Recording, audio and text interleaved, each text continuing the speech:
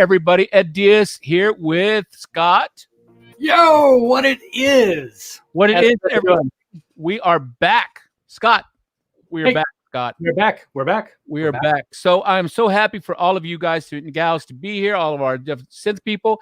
If you want to comment, please feel free to comment. We should be streaming on Facebook live. I think we're streaming a couple of different places, I believe. But go ahead and throw in a comment. Let's see where we're coming from right now. And also to YouTube. And we can see, I see Nico is already in here. He's in the car. Right. So hopefully he's safe driving and, listening to this podcast. So we're just kind of having fun. Synth Talk is back. We took like a little bit of a break for June and July. Work. A lot of work stuff. A lot of work stuff going on. A lot of it you're going to love, and we will share it when the time is right. So don't send me those DMs saying, hey, between me and you. Right, Scott? Right. So whatever. So anyway, we've switched formats a little bit. I think if everybody's cool with it, and we're going to see if everybody's good with it, I think we're going to start going on. We're trying to figure out the time. I think we're going to start going on at this time, 3 o'clock Central, 1 o'clock Pacific, and I think that's 4 o'clock on the eastern side of the U.S. For everybody here. I see a lot of friends over here. Yeah. You see him, Scott? Yep. Awesome. Dan, great to see you guys again. Hey, Dan, how you doing?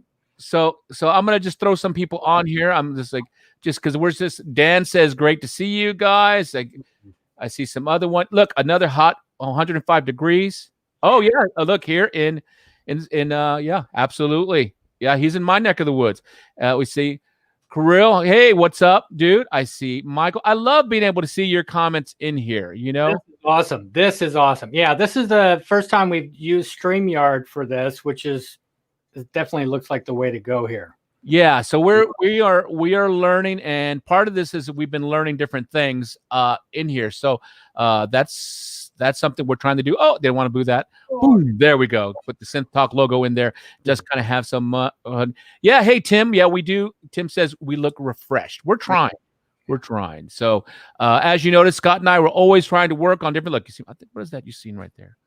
See some stuff in the studio. Oh, it's for like cat fur. Anyway. Yep. So as you guys and gals know that watch us, we're just having so much fun. Look, Mark says Synth Talk. Absolutely. Yeah. So we're just kind of expanding, and with this new format, we are able to see everybody's comments a lot easier.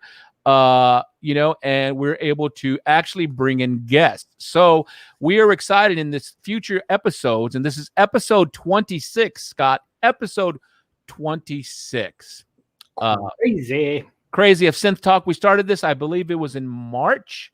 And so today we were just kind of catching up with everybody. We took a little bit of a hiatus in June and July. Partly, it gets tiring, and we had a lot of Roland stuff to work. For those of you who don't know, we both work for Roland, so although we do work for Roland and we focus on a lot of Roland product, we're not necessarily it's just not just we're just trying to share our love of synthesizers for our other synthesizer people out there. So I just want you guys. Yeah, I mean, first and foremost, Ed and I are keyboard guys, right? We love keyboards. We've gone through the keyboards through the years.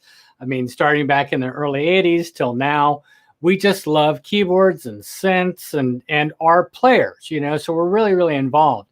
It's just, we're very fortunate that we work for Roland, which is a company that we absolutely love, and we love their products. So we kind of have a little bit of an advantage there, but we're still up for talking about any type of keyboard or anything that you guys want to get into. We're good with, we learn still, and we also have other gear that we use. Yeah. Speaking of which, there's another nice. Thank you so much. We appreciate your kind words. And, like I was saying before, we took off in June.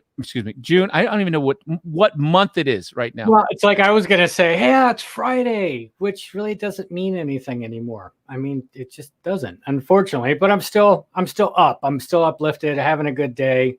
I'm with my brother, Ed. It's awesome. Yep. We're having fun. So we just, for me personally, we had a lot of stuff working at Roland that we're working on, and we will share when the time is appropriate. Okay. So not before that time, because we both love being employed.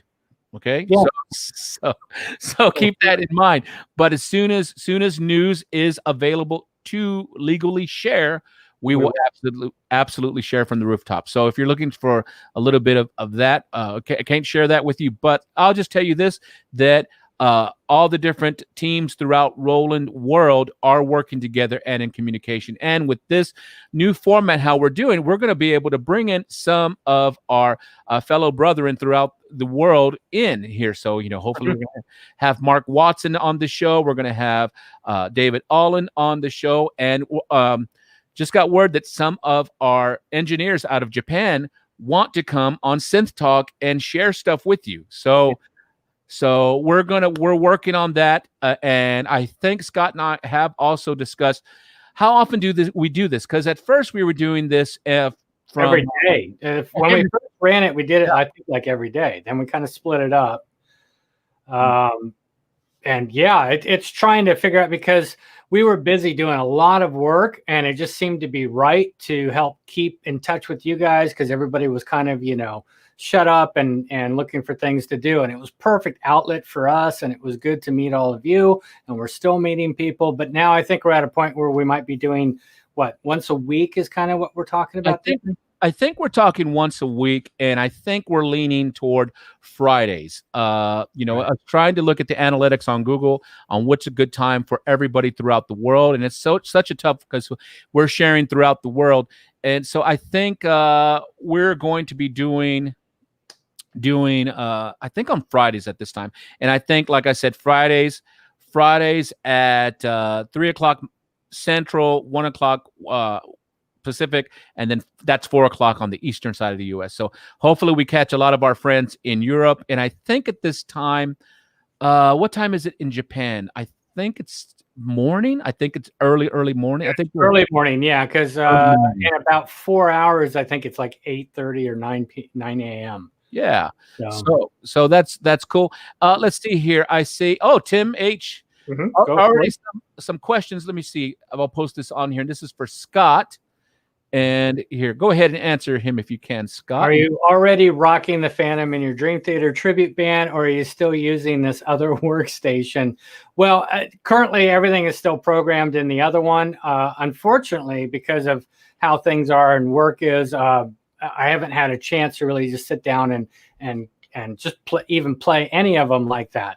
I have a couple projects that I'm going to start doing for a couple different. I had some buddies hit me up for some songs they wanted some recordings on, which I don't know what I'm going to use. I may use the Jupiter X and the Fantom, and the other I'm not sure yet. But yeah, I just haven't had a chance. It's kind of weird, because it's like you forget what day it is, you forget what time it is. Yep. The time just goes by real quick, and you think, oh, that was yesterday, and no, that was like 3 weeks ago. So that's kind of been happening. I don't know if anybody else is experiencing that, but yeah, I just haven't had a chance. And as a band, unfortunately, we haven't been able to play because of things that are going on, and other people that are in the band's family being exposed to things. So we've got to be very careful. Yep. Let's save it. Another shout out here. Oh, hold on. Before I get you, it says, I think that's Douglas Carmichael. He says, hello. Hope he's doing well. Hey, I see DJJ. He says, good time to get indoors. This is a surprise. Nice to see you, and hi all. Absolutely. So we're going to start doing this more regular. We got, we're going. Let's see. Here's another cool one here.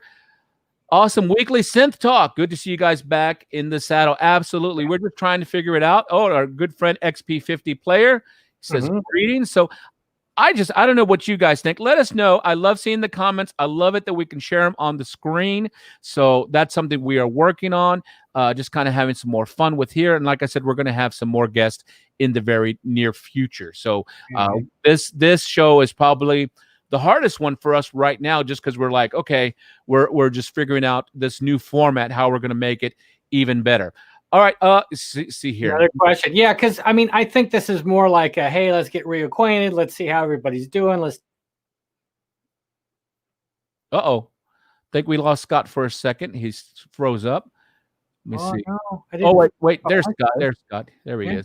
Okay, he's back. Let's see. XP. Yeah. B50 player says, hope for the ABM models to come to the Fantom. So we will see. There's a lot of things being worked on right now for everybody. So just so you know, let's see, Mark. Okay, I think we're going to get right into the questions. You guys have been hungry for questions, so I think we're going to get to it. So let's see here. It says, if you are taking questions, I'm using the 808 Cloud trial, and it sounds way better than my 808 in the FA08.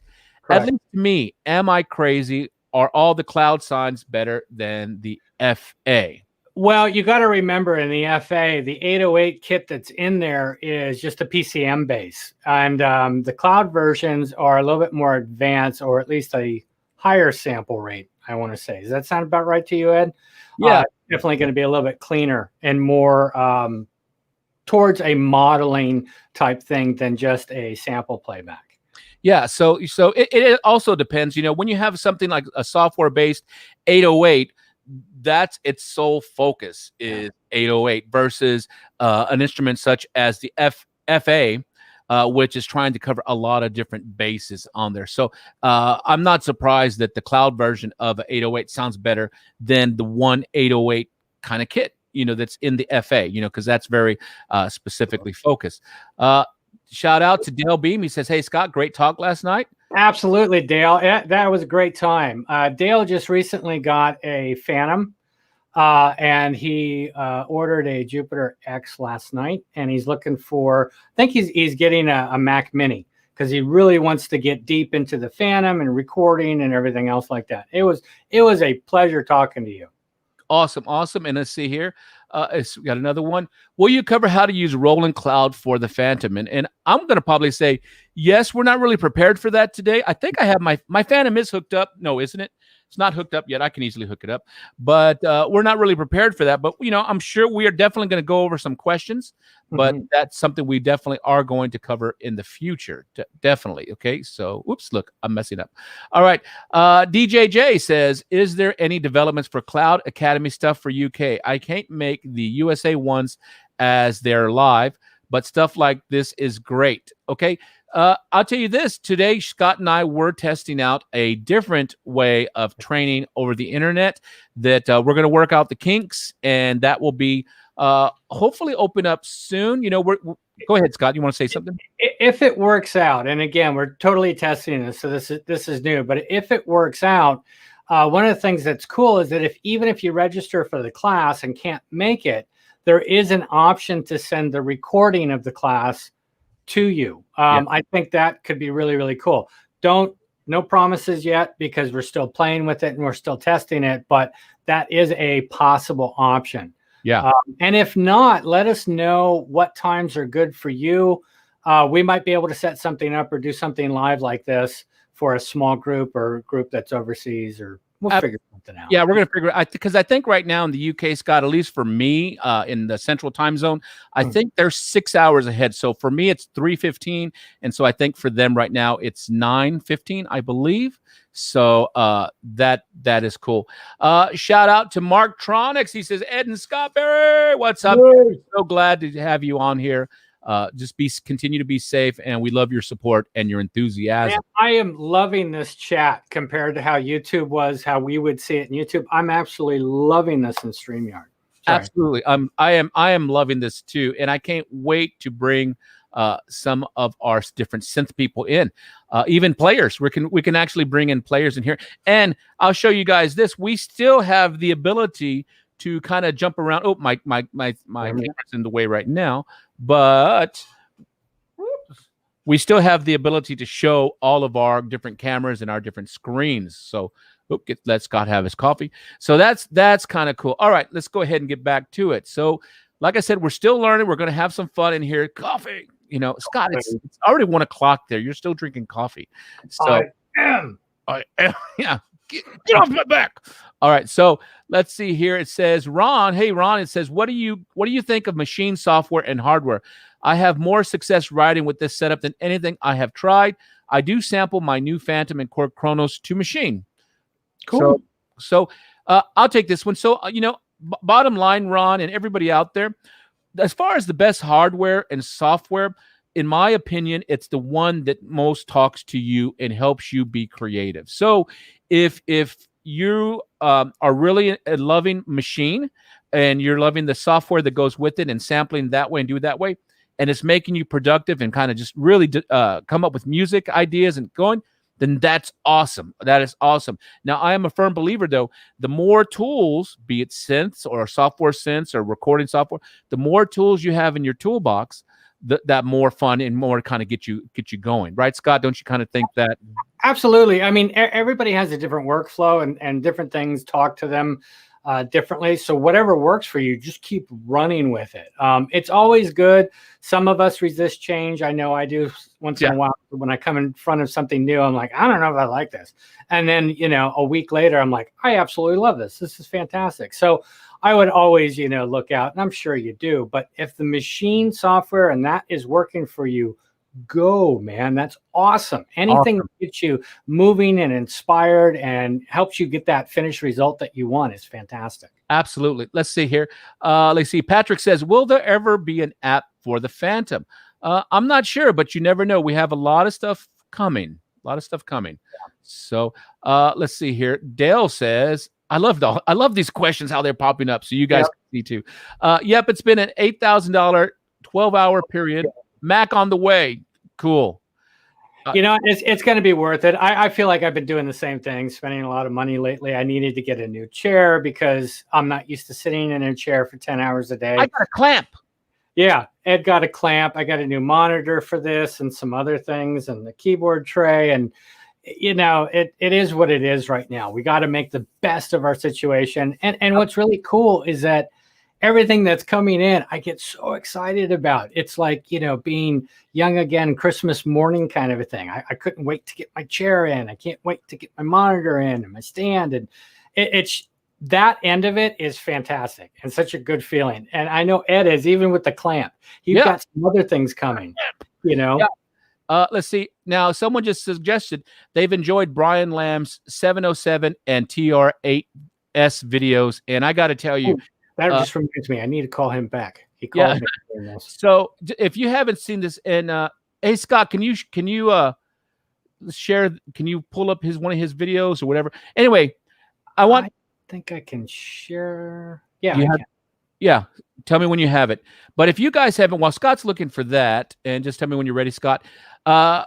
Brian Lamb does a great job on the 707 and the TR8S videos. So if you haven't checked out his videos, and I think they're on YouTube, they're on YouTube, duh.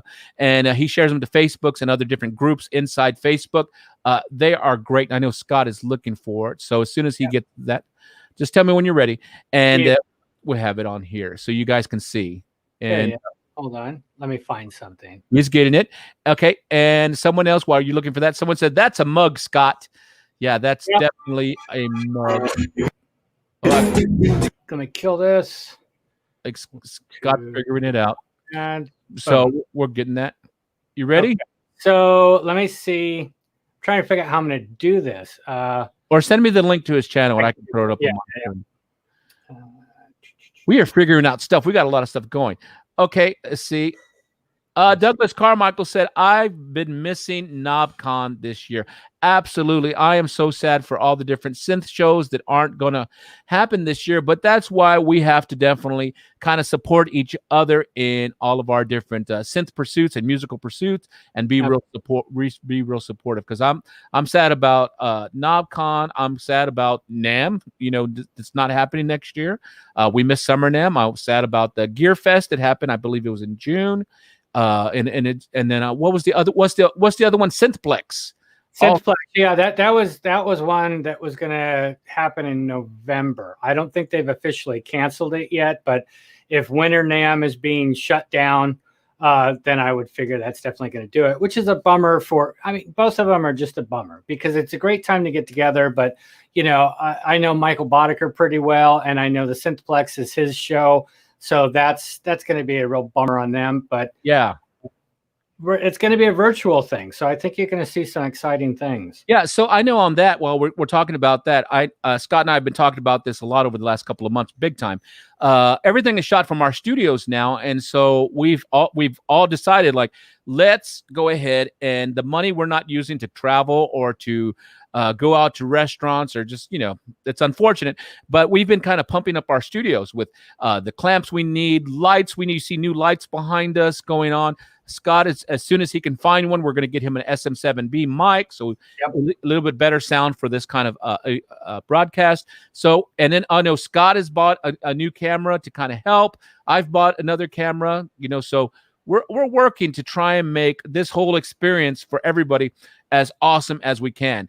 What are you showing? Oh yeah, he's showing his setup.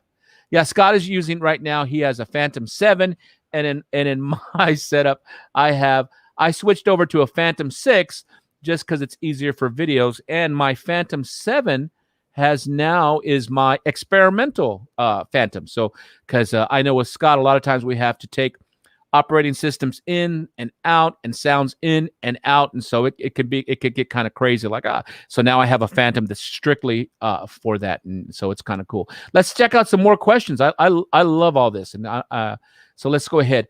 Let's see. With the XMod 2 algorithm in the Fantom, true FM should be possible. Will you guys cover that, or is it too special? I'm up for some cheesy FM pianos. Go ahead, Scott. You want to cover that? Yeah, I mean, we definitely can. I don't think it was planned to go through any of the FM stuff or that type of thing. But if that's something that interests you, yeah, we'll definitely put it down and see if we can throw it into a schedule somewhere, whether if we go through it over Synth Talk, or which would probably be the best platform for that. Yeah, because we can just, in the previous Synth Talks, we just kind of like will choose an aspect of whatever Roland Synth or Roland Cloud, and we kind of dig into it. So that could be maybe we can do that as a show, Scott. We can kind of plan that and let you guys know. And by having this format every Friday at the specific times, you guys can mark your calendars and kind of follow along with this and in there, because I think we're going to go ahead and do that now. And Tim says, which are not sample based. Yeah, so we're gonna have fun. Let's see, Kirill. Wait, it just jumped again. 15. Here, can you add those? Can you add Kirill to the chat? Okay. Let me see if I can. Let's see. No, I can't. Okay, only I can. All right, cool. So he says, I'm 2350. Oh, okay. Kirill says, I think wasn't he in South Africa somewhere over there? I can't remember where Kirill's at. So he was at 11 o'clock at night. Was not too bad. Just grab your tasty adult beverage or water or whatever you want to drink and just kind of join us, and let's just talk keyboards and stuff. Evan, yes, we are back. Evan, love it, love it, love it. And let's see. Oh, here's a question for the Fantom. It says, Fantom, how can I turn the expression pedal off for a tone in the scene, but leave it on for others? That's an easy one. We got that one. It looks like, Scott, why don't you show that one in a second? Sure. And he says, also, do I have to save an edited tone first prior to saving in the scene? So let's start off with that first one. I'm going to let Scott take this one. Here we go, Scott. Once again, he says, how can I turn the expression pedal off for a tone in the scene? Okay, but leave it on in others. Let's answer that first question if you can, please, Scott. Okay, so I'm just going to grab the piano, for instance, to go through what you would need to do. But you've got to just get into I think it's in scene edit. I'll go into the close-up here. We'll hit menu. We'll go, unless it's zone edit. Zone edit, yeah. It's zone edit. So basically what you have is what's called a MIDI filter, and it's going to apply to each part. So we just need to kind of move down and figure out where our filter is. And here's one for pedal control and bend, and that's kind of it. So basically what you're doing in this area, here we go, the MIDI filter, is telling which zones are receiving what messages. So that would be program control or program change. Pitch bend is PB. And all you do is find the zone that the part's on. So like in this case, the piano is on zone 1. I could easily go in and tell expression to turn off. Yeah. And that's really all you need to do. All the other parts are on. This can also be really, really handy. Let's say you've got, a split with some strings or something in the left hand and a lead in the right, and you want to be able to pitch bend that lead, but you don't want to touch those strings. You would do the exact same thing. You would find the zones that are under pitch bend and you would turn them off. And it's pretty much that simple. Just write the scene when you're done.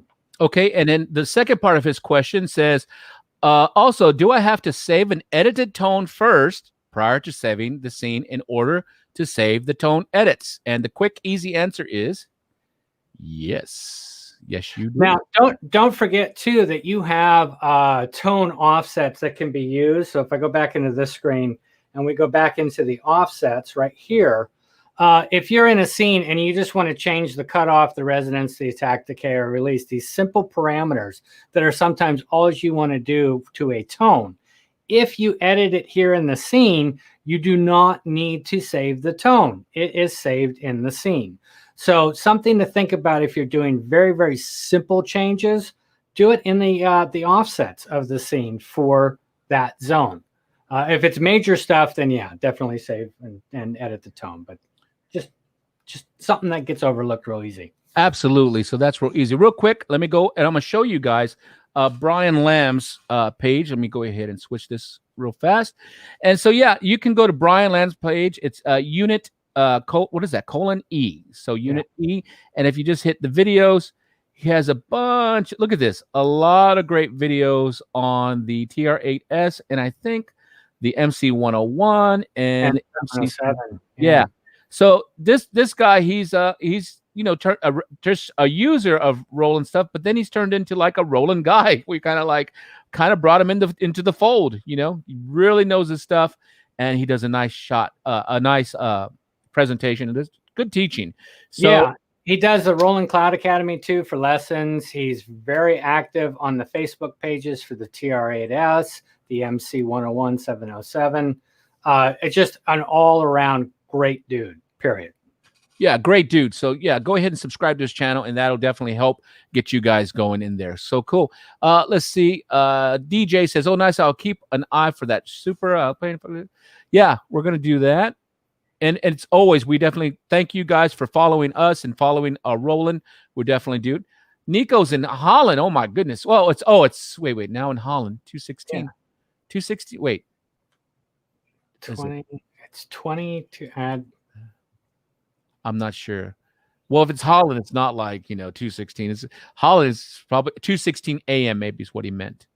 Maybe. I don't know. Now he was driving around, so yeah, he's driving around.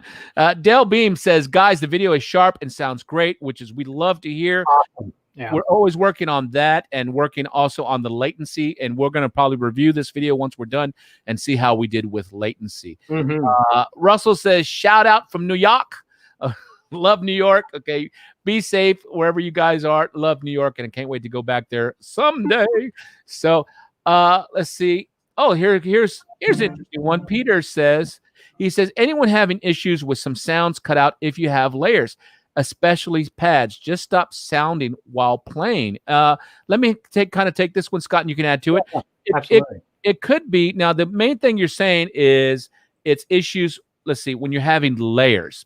Okay, a lot of times when we have layers, and the Fantom has how many notes of polyphony? 256, but don't forget that each time we hold down a note, that can be anywhere from 1 to up to 8 notes of polyphony per note.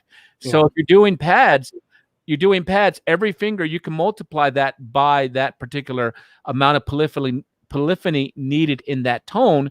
And then when you start layering different tones, you could have some issues. What I would suggest is, let me see if I can do it real quick, since we are running around here.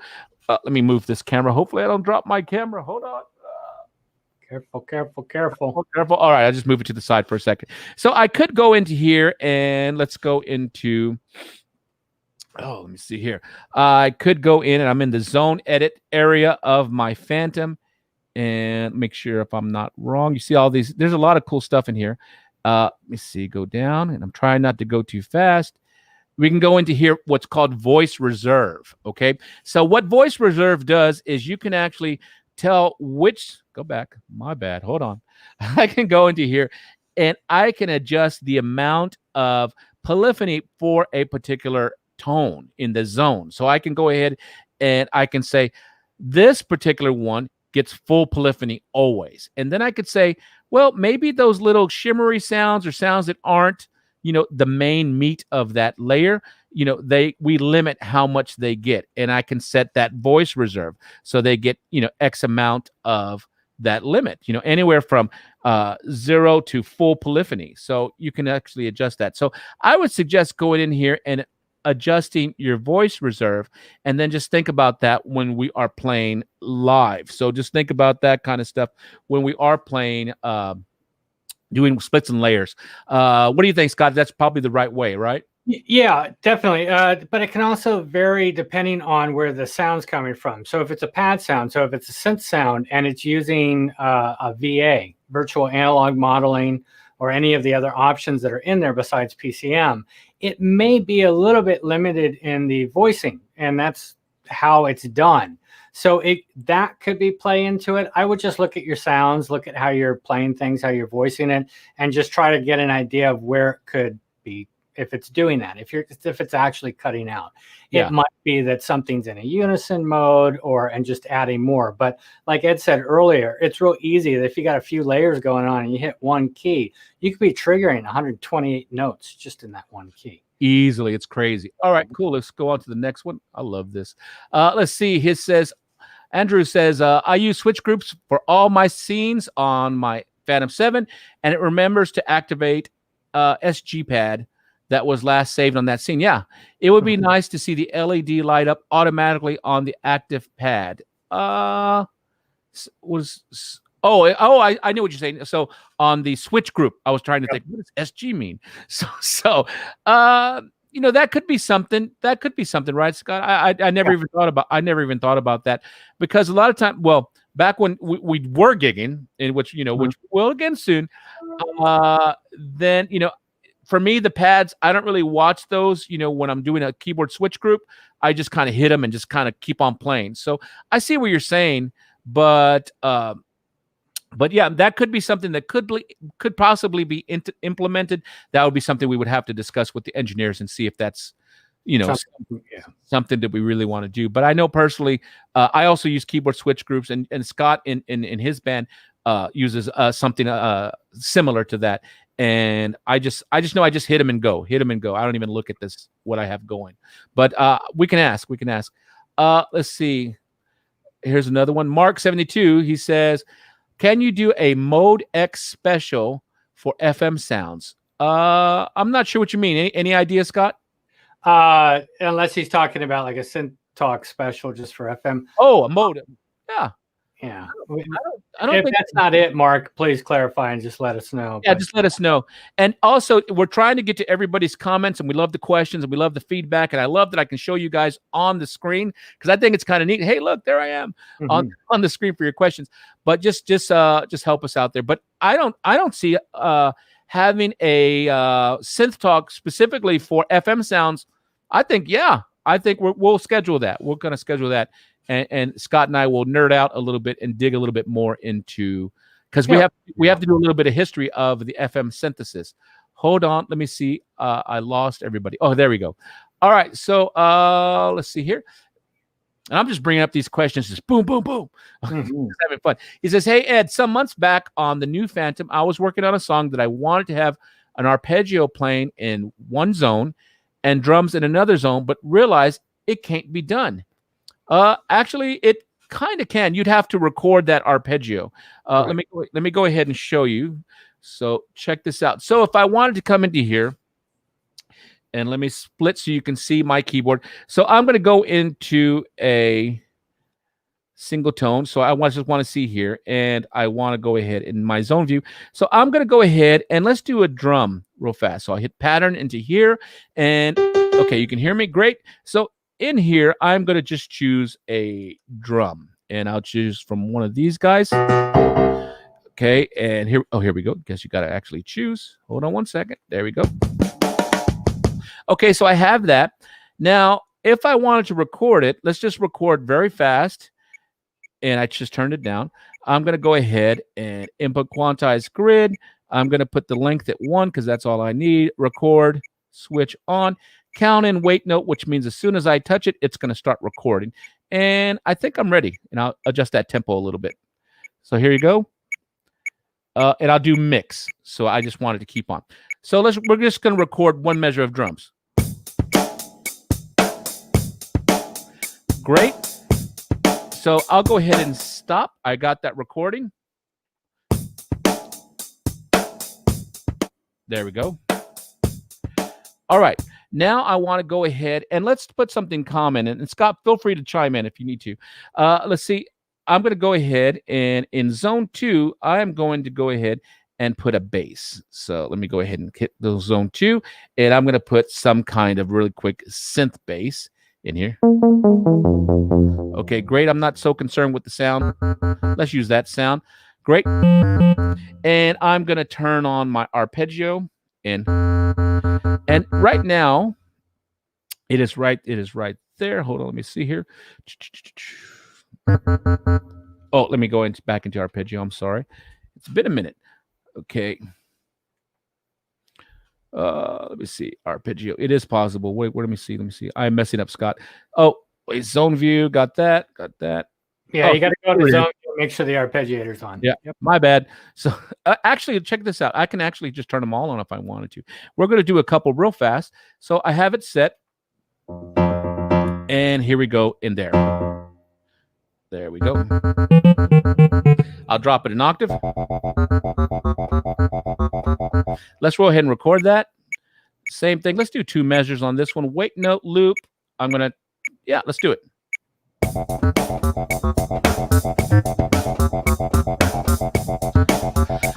Okay, so I have that one. Now I'm going to go into this zone 3, and we'll go ahead and choose some type of synth. So I'll go into here, and I'm going to go to maybe a synth poly key, and we'll choose. And I'll just choose something else right there. I was going to say, change the arpeggiation because the other one's written in now to the sequencer. Yep.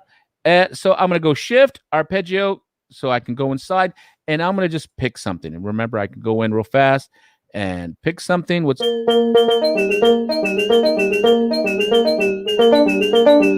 try that. We're not even really so concerned with the actual arpeggio. Just want to kind of have something to show you guys. So, okay, good. We should be good. So let's just play. That's what we have so far. Here's the other one.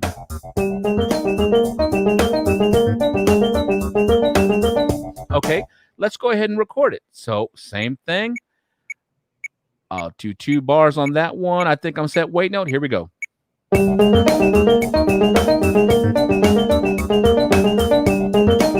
So there we have right there. We have.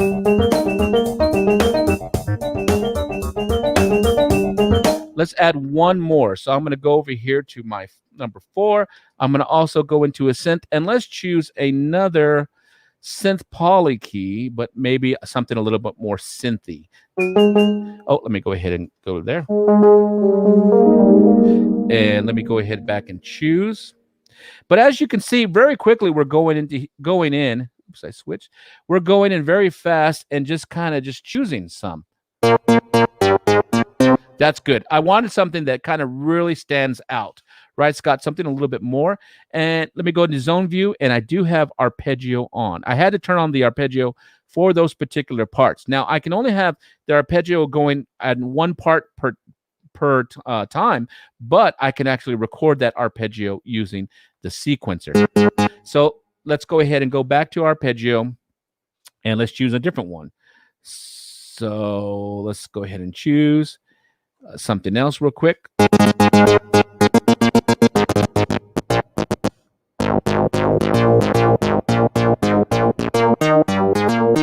So let's just choose it.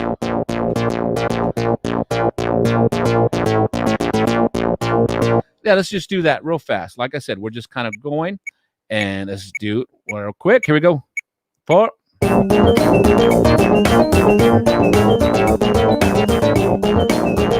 So we just recorded that fast, and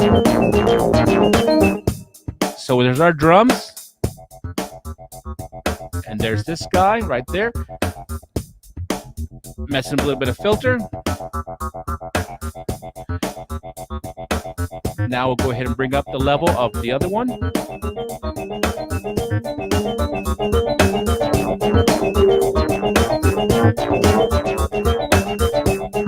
So that quickly you can see that we went ahead and we had the drums, recorded the drums, and then we recorded each one of the arpeggios separate. But with the combination you had to do, and I almost forgot, Scott was watching. He was like, "Come on, Ed, you can do it." You just got to make sure and go and turn on the arpeggio for that particular zone, and you should be good to go. So I hope that kind of helps. Hopes that helps you right there. It's cool. So let's go ahead and have some more questions. I hope that helped you out there. I think that was Trez. Okay, let's see. Tony says, Synth Talk party. Excellent. Absolutely. Synth Talk party time. Excellent. Think about it. Come on. Yeah, think about it. Let's see. He says, we greet you from Azerbaijan. I think that's right. Thank you, Azad. Appreciate that. Let's see. Dale? He says, Dale says, this channel is growing up so cool, you guys. So professional looking. I know we're trying, right? Got to be good. Got to do good. Let's see. Yeah, looks great. I thought things were different. Yeah, we're trying to always kind of up our game and kind of just make it look better rather than a ragtag, trying to make it look like something that we, we really appreciate your time. We appreciate your support for us. We appreciate your support for Roland and Roland products. So we want to try and give that back to you as well. So plus it's fun.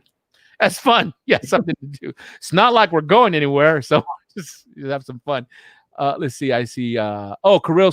That's right. He's from Moscow. He says, Moscow. Awesome. What's the weather like in Moscow right now? It's like probably very similar. Let's see. Evan says, are there any new updates coming for the Fantom? Quick answer. Yes. Yes. Will we tell you? No. But as soon as we are able to share those updates, you are darn right we are going to share them. So as soon as you see them announced officially, we will be on here. Technically, we'll let everybody else know, but we'll hide it from you. Oh, that's so rude. We would never do it. Of course, as soon as we can possibly share something. Absolutely.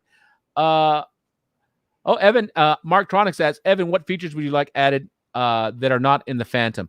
That's a loaded question. That's going to just but there are features that are going to come, and and features that are going to be improved, but I don't know, maybe I'm different. I can run the Fantom as it is now. Everything's working for me now, but I agree with you guys. I love to see certain things added, but yeah, Marktronics, that's a loaded question, brother.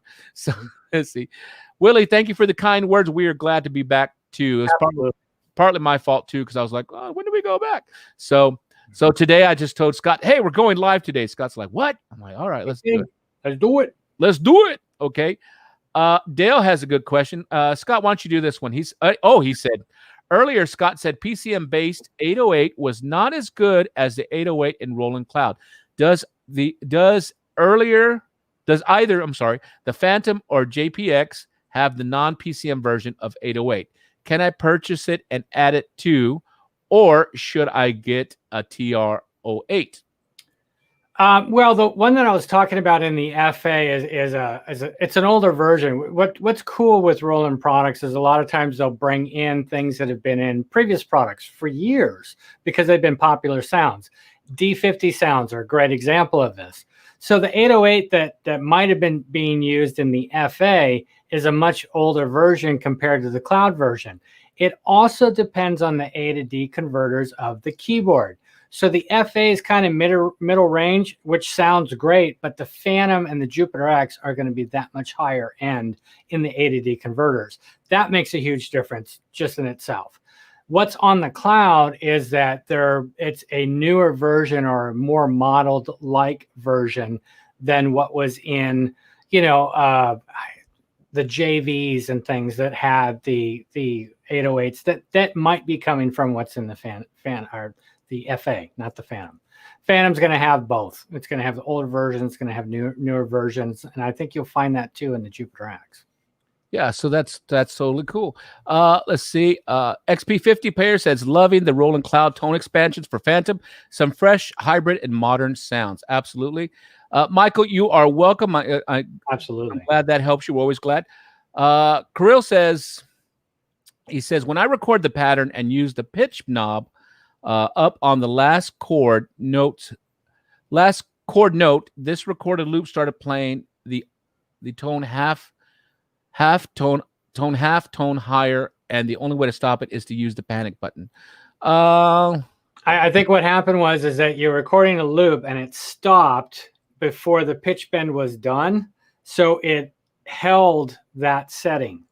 Really the only way I can think to do it is to do it again, or lengthen it. Make sure that you're done with the pitch bend before the loop stops, or the pattern recording stops. But that's what it sounds like to me, is that it got caught halfway in, or it started halfway in. Like, there's been people, when you go to record a piano and you're using a sustain or a damper pedal, if you hit that pedal before the recording and go to play, it's going to sound fine to you. But when you come back to listen to the recording, the MIDI recording, you'll be like, there's no sustain. What happened? It's because you hit the pedal before.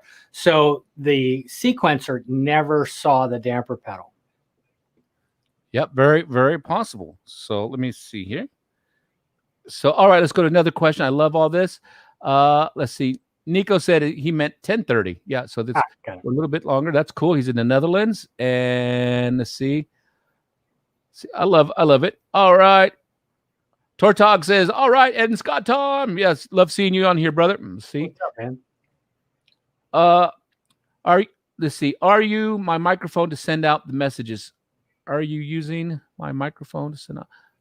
I'm not sure exactly. So I think he might be saying that he's using his microphone on because if he's driving right now, that yeah. It's all good. We're getting the messages. We're making them. We're deciphering them. We can figure it out. We can figure them out. We're just happy you're here. Absolutely. Let's see. Peter says, oh, thanks, guys. Let's see here. Let's see. Martronics gave a shout out to Tortog. Let's see here. Patrick says, on the Fantom, when you move samples to the keys instead of the pads, is there a way to decide what key you can map it to? This is something that we've asked for, because what you can do is you can move the samples down to the key, and you can actually, like, what do you call it? Split it down. So let's say I wanted C2, which is sample pad number 1, but I don't want any of the other keys to trigger any other sample pads. So I can do that. I can trim that down in the zone edit. Unfortunately, there's not a way to map it or move it, which is something that I want to do. The other thing that you could do is have it already kind of pre-figured out. Each sample pad goes in a chromatic fashion. So sample pad number 1 is C2, sample pad number 2 is C#2, sample pad number 3 is D2, and so on and so forth. And if you kind of map it out and you put your samples on the correct pad that corresponds to the key that you want to use to trigger it, that's one way to do it. But this is something that we've definitely requested, is if I can basically transpose. So if I don't want it on C2 and I want it on A0, that we could do that. So it's something that we're definitely requesting. But. Yep, so there's a lot of stuff coming. So just hold on. We're working, and as soon as we can share, we will share.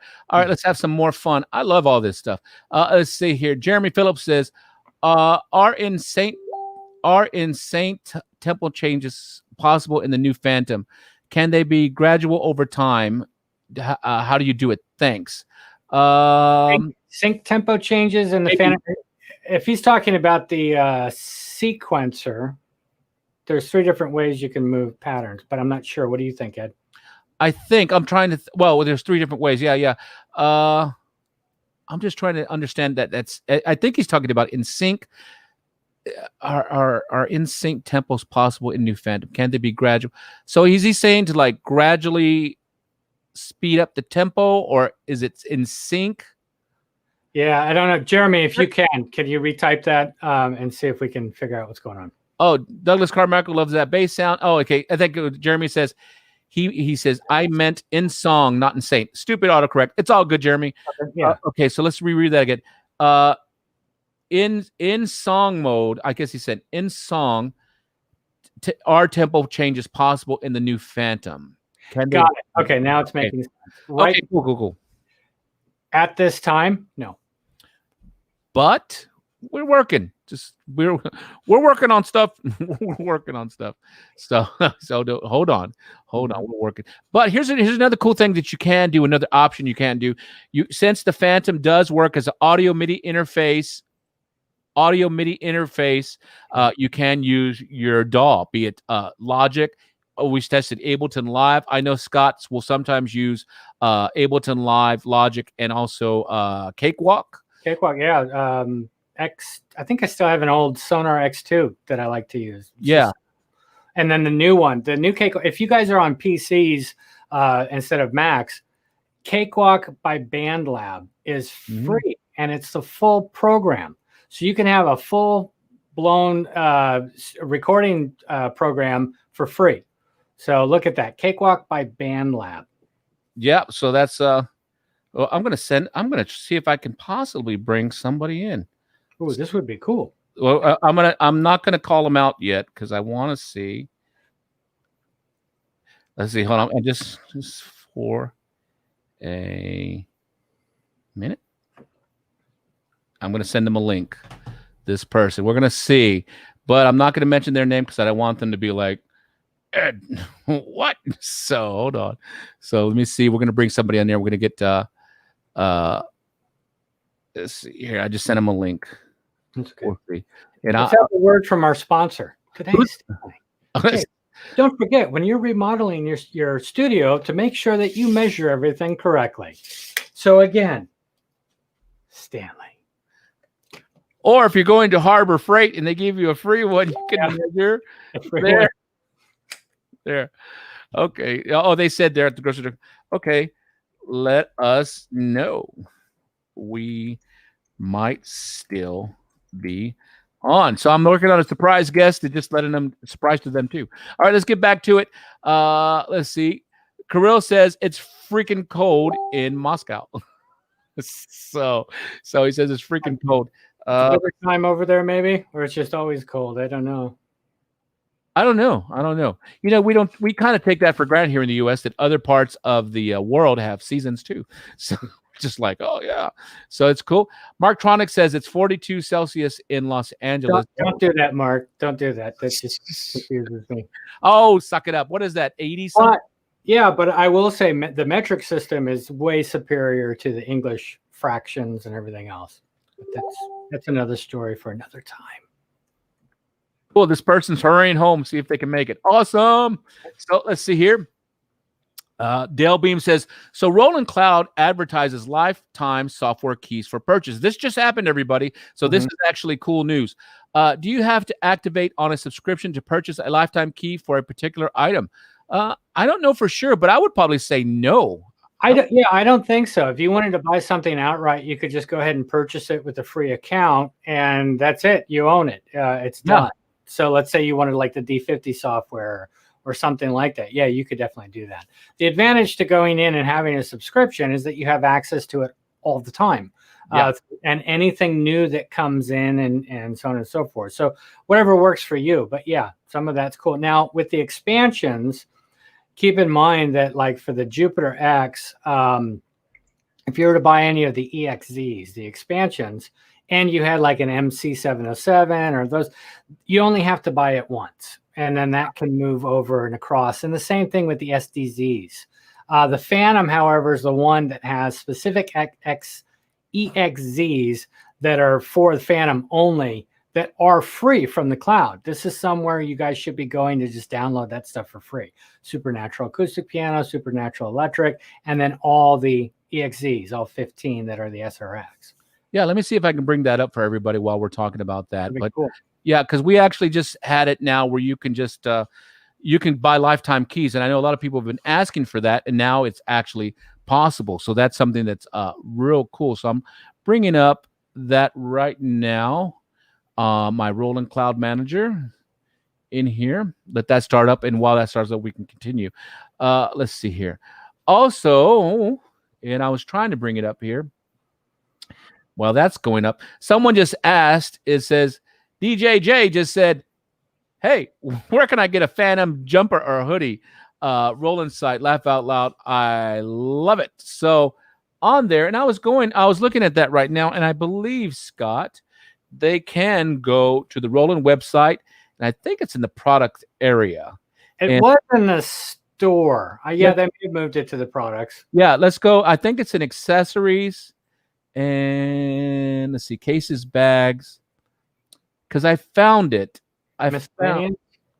Where'd you see? Let's see. Let's go back. Miscellaneous. Let's see if it's miscellaneous. Well, here I see the Jupiter one, and I see some of the other stuff. But there was a Roland Cloud store. But if you just do a search, T-shirt. Here, go up. See where that little profile is? That little circle with the figure in it, right next to the search bar. Yeah, if you're logged in, does that take you to the store? Let me see. You got to log into Roland Backstage. I don't know. Hold on. I don't know on that one. But if you just search them, you can go ahead and find them that way. The shirts in there, stuff in there. So that's cool. Yeah, you can get all that stuff. And if you just look up Roland Fantom shirt or Roland Jupiter shirt or Roland T-shirt, you're going to find a lot of different dealers that have those available for you. So that's something that's cool. But back to our original. Let me see. I have the Cloud up now. And here we go, switching.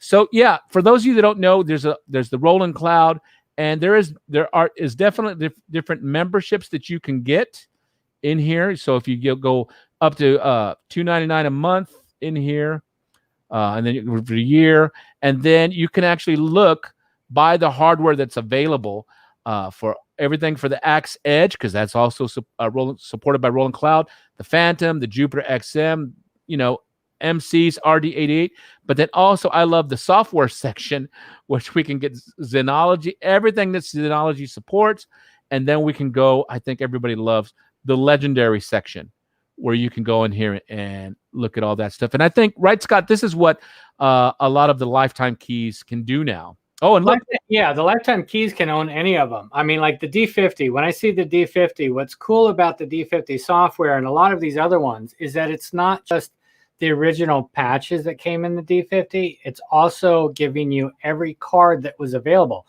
I mean, back when the D50 came out in 87, 86, those cards you had to buy. And they were, I'm going to say 80 to 150 bucks, depending on how many sounds or what they had on them. But in the software, all that stuff's sitting there. So that's just really, really cool. And if you guys know the history with the D50, then you know whose baby that was and who was behind a lot of that and where he's gone now. But D50 is one of my favorites, Absolutely. So, so that's where you can get all that. And there's our lifetime keys there. Let's see here. Let's see. I'm trying. I would suggest, guys, if you're curious and you don't know anything about the cloud, just go create a free account and just kind of poke around. They basically give you the ultimate plan, I think, in the beginning for free, which is everything. And just check it out and see what works for you and take it from there. Yep. And let me see here. I'm going to go ahead, try and catch back up. Thank you, everybody, for watching. Hey, just for fun, just right now, before I answer some more questions, we answer more questions.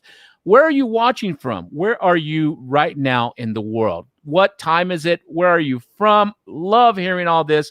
I love hearing that we have all of our friends and our synth brethren throughout the world, which makes me just so happy, because I know our friends, of course, in New York and LA and different parts of the US, but I love, love, love seeing our friends in Norway, our friends in Russia, our friends in Cape Town, South Africa, Australia. I love all of that stuff.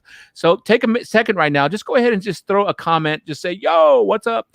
And we just love seeing all that stuff. And let's get back to some more questions. Yeah. Look at Dale's question at the very bottom there. Hot off the FedEx press. Tracking number states my JPX should arrive on Sunday. Woo! That's fast. Fast flip around. There's nothing like that. I know I've been seeing on Facebook some of you that are finally starting to get your Jupiter X's in stock. Oh, so let's address something that was on Facebook. The Jupiter X has not been discontinued from Roland. No. Okay, so one more time.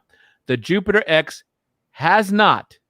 is still available, has not been canceled by Roland. There is something going on in the world called a pandemic, and it is affecting shipping.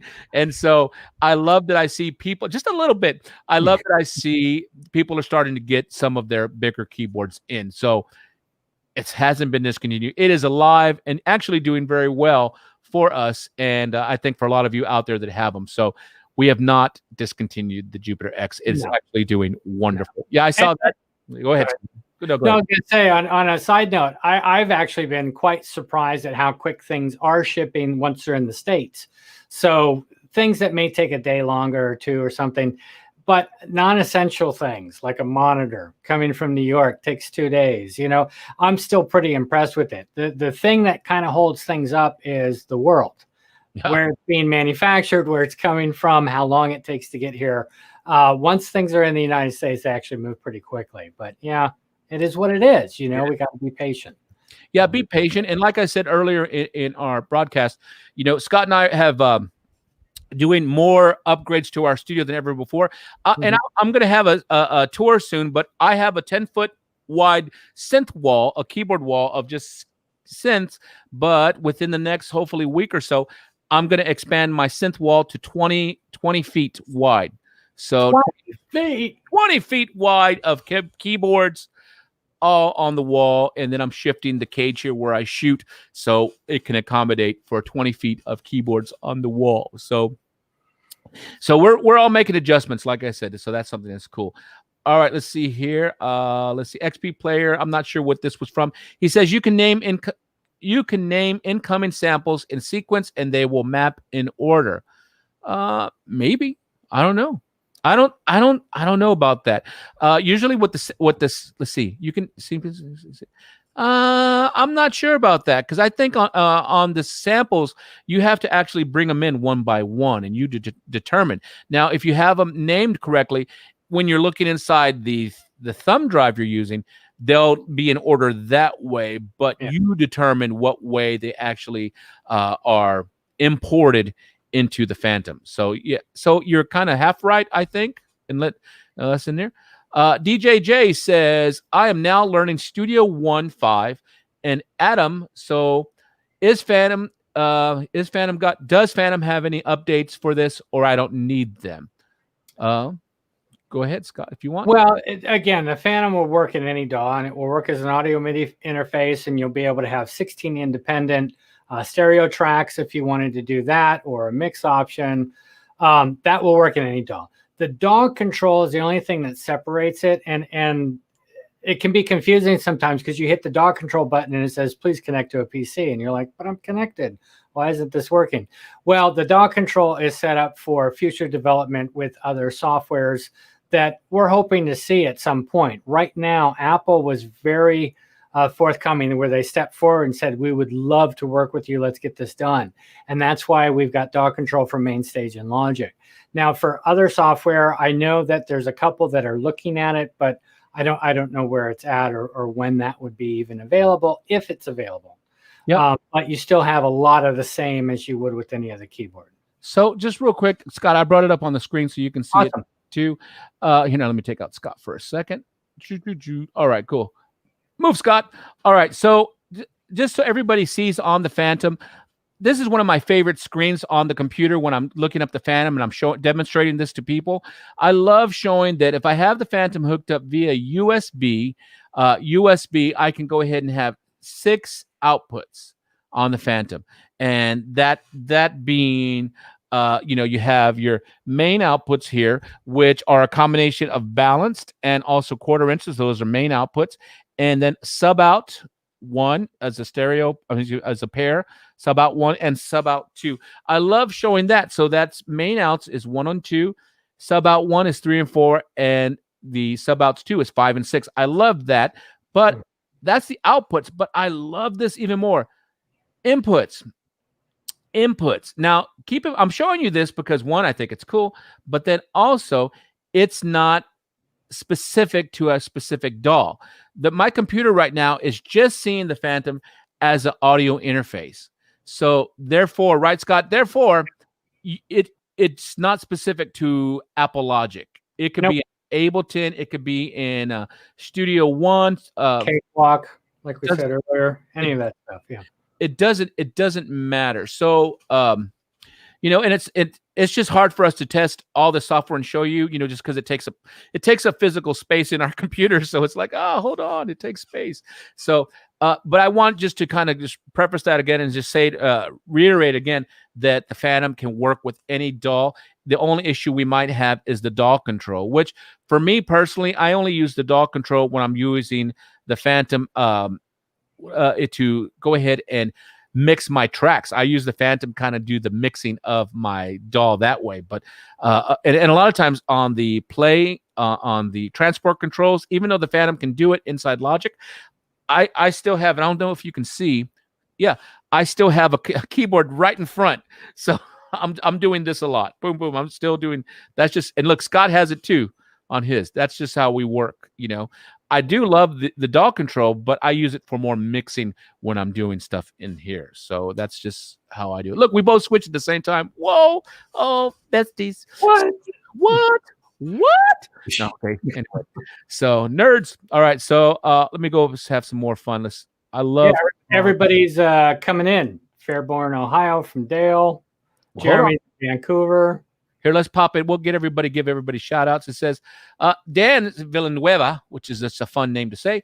He says, I've been using Reaper for a DAW and loving the ability to customize the daylights out of it. Absolutely. That's awesome. Let's see. Scott did glad I got the 7, the 8 wouldn't fit. Yeah. As far as the 7, yeah, you did good. Let's see. Andrezu, he said, the reason it would be nice to see the LED lights automatically light up on the switch group when switching scenes, so we are not guessing which switch group needs to be active and ready to play for that song. Totally get it. I know, and Scott and I, we might do similar or different. I know myself, I might go ahead and the switch group that I'm going to commonly use will be, I'll have it as 1. That'll be the 1. And then I go from there. And then I usually put my switch groups, if I have a group of leads or stuff like that, I put them at the bottom. That's just what I always do. So the first keyboard switch groups, my main one is on number 1. That's just me. And then the other ones that I tend to use are 2 through 4. But then all my leads for soloing and stuff like that, I put them at the bottom because they're the easiest for me to reach real fast. So, but you can do it however makes sense to you. Totally. Let's see here. Let's see. Oh, see, DJ says never knew about the merch. Awesome. Go get you some merch. Cool. Let's see. Dale, and see, okay, Dale from Fairborn, Ohio. Cool. We have Jeremy. This is like class to check in. We have Jeremy from Vancouver. Have you ever been to Vancouver, Scott? Maybe. I don't know. When we're traveling, we just go from hotel to store, and you don't even know where you are half the time. Yeah, it's funny. Sometimes we'll pull over for gas and we'll fly in, but then we're going within the States and here in the U.S. And then I'll ask somebody, I'm like, excuse me, what town is this? Well, this was before iPhone, because now I can just map, like, where am I? I'll ask Siri, like, where am I? And she'll tell me. So that helps. I remember being somewhere and I was traveling with Dan Quisenberry. My wife's like, where are you? And I'm like, I don't know. And I had to grab the phone from the hotel. Oh, I'm in Savannah, Georgia. Okay. I get that from my wife. Where are you going? Where are you going on this trip? I don't know. All I know is my phone tells me, hey, you're leaving on a trip tomorrow. Cool. Let's do it. Okay. Shout out. Dan says he's just outside Hartford, Connecticut. Can't wait to get back to New Hampshire. Cool. Wow. DJ is in South Devon, UK. It's 10 p.m. there. Awesome. Thanks for hanging with us. Mm-hmm. Peter says, yo, what's up, Norway? It's 11 o'clock over there. Wow. 11 o'clock. Awesome. Michael's in sunny Seattle. I used to live in Seattle. I don't ever think of Seattle sunny. Sunny. Yeah. I just, I know the times when Seattle was sunny, there was no traffic because everybody was on the sound, the water there. They were all just like, see ya. So yeah. Evans in Clifton Park, upstate New York. That's awesome. Love that. KCX for Life says Poland. He's in Kozlin. I think that's right. In Poland. Nice. Love that. Oh, let's see. Douglas Carmichael says, I remember the Jimmy Smith Hammond organ sound on Michael Jackson's Bad. Ended up on the album as the D50 slow rotor preset. Oh, good ear. That's a good ear. Yeah, actually, I think. Well, I know Michael Jackson used Jupiter 8 a lot. Yeah, it was all Michael Boddicker was the person that did the majority of well, stuff. duh, right? There you go. Yeah. So he had 3 Fairlight Series 3s. He had the Jupiter. I mean, he had access to everything. So maybe we could get Michael Boddicker on the show. That would be awesome. And you know, it probably could. Yeah. So Michael Boddicker, if you're listening or someone knows him, well, Scott knows him. Yeah. We're going to give him a shout. I was thinking, what if? Hey, do you think we can get Jordan Rudess on here? That would be fun. Very possible. Very possible. I got some. We got some people. I think with this new format, everybody, it's going to be easier to get people on the show because if you notice, we're not having any kind of dropout from FaceTime or from Skype, and you know some stuff we've had to kind of do, kind of the back door to get people in here. They can just kind of come in. So that's cool. Let me see here. JBJFF. He's from Nashville. Love it. He's at work. Nice. Thanks for hanging, man. Yeah, I don't know if you want to put you at work. You know what I'm saying? No, it's cool. You could have this on in the background. It's cool while you're doing some work, some different kind of show. Let's see. Christopher Carell had the MIDI out of the modified Hammond connected to his synclavier, and Jimmy was not happy with his playing with it. You know, I don't know if you guys, a lot of synth guys, you know, Jimmy Smith, all this, I've never met him, and you know, but definitely an organ legend. You know, one of the lions of Oregon. I'm not surprised that he wasn't happy. He said, I heard he was a very tough individual. You know, nothing but love and respect. But I heard that he was tough. He was tough. So I'm not surprised. Probably hated MIDI.